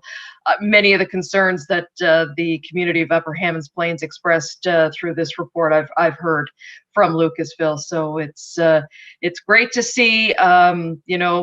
This is our chance to look at our own land use policies, look at our own backyard, and see where the systemic racism, the environmental racism, and have the community weigh in that, and really look at our policies with an equity lens. So appreciate that, and thank you very much, Councillor Lovelace, for bringing this forward. Thank you. Thank you very much. Councillor Lovelace. Thank you. I just have one quick question with regards to Schedule J in the regional plan. Because this is a controlled growth area, we don't have any municipal roads. And so what we have is every single road or driveway with 3 houses off of Pockwalk Road, they're all private. And so I'm just wondering, the extent of our ability to reflect upon Schedule J and reflect upon that growth control and how that impacts both stormwater and also, the road standards within Upper Hammonds Plains. Thank you, Councillor. Through you, Mr. Chair, you're correct. We are in the Schedule J, which is the growth control area that sits within the regional plan. And so this is an area where no new public streets can be developed. But we do see a lot of properties in this designation that are existing very large lots with extensive frontage on existing public roads. So while there's a restriction on creating new public streets, people are certainly free to subdivide along existing public streets, such as Pockwalk Road, provided they meet the frontage and the area requirements of the GU1 zone.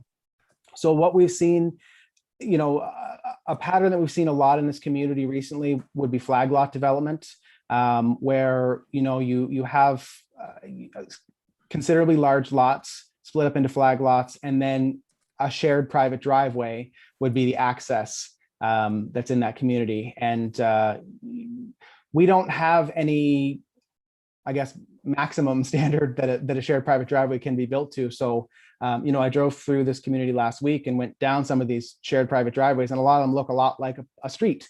You've got pavement, in some cases, you even have curb and gutter. And so certainly someone could be forgiven for thinking that new streets have been constructed, but those are actually shared private driveways.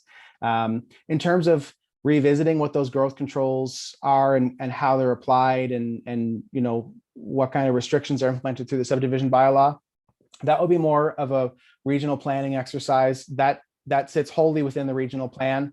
As was, I think, mentioned earlier in the meeting this evening, we are currently in a plan review process with the regional plan. So while there wouldn't be an opportunity through an amendment to the community MPS to sort of make changes to the growth control, we are going through a regional plan review, and if I'm not mistaken, growth control is something that is being analyzed and looked at.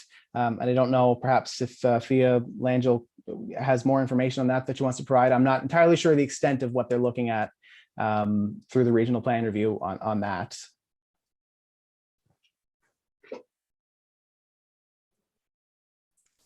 Good afternoon, Council, or actually good evening. My apologies. Thea Langell, Principal Planner with the Rural Policy and Applications team. Actually, Peter was able to capture all of that summary for you in terms of those types of issues being looked at through the regional plan. So I really don't have anything additional to add. I think he's captured it for you, Council, unless you have a follow-up. No, that's great. Thank you so much. Thank you very much, everyone. I don't see any for the question? Call for the question. The question has been called. All those in favor of the motion, please signify by saying aye. Aye. Aye. All opposed, say nay. Great, the motion carries. Thank you. The- You're welcome. Thank you for bringing that forward. Next item on the agenda, 13.2, members of Northwest Community Council. There are 5 motions. There are none in camera items. There are none added items. There are none notices of motion.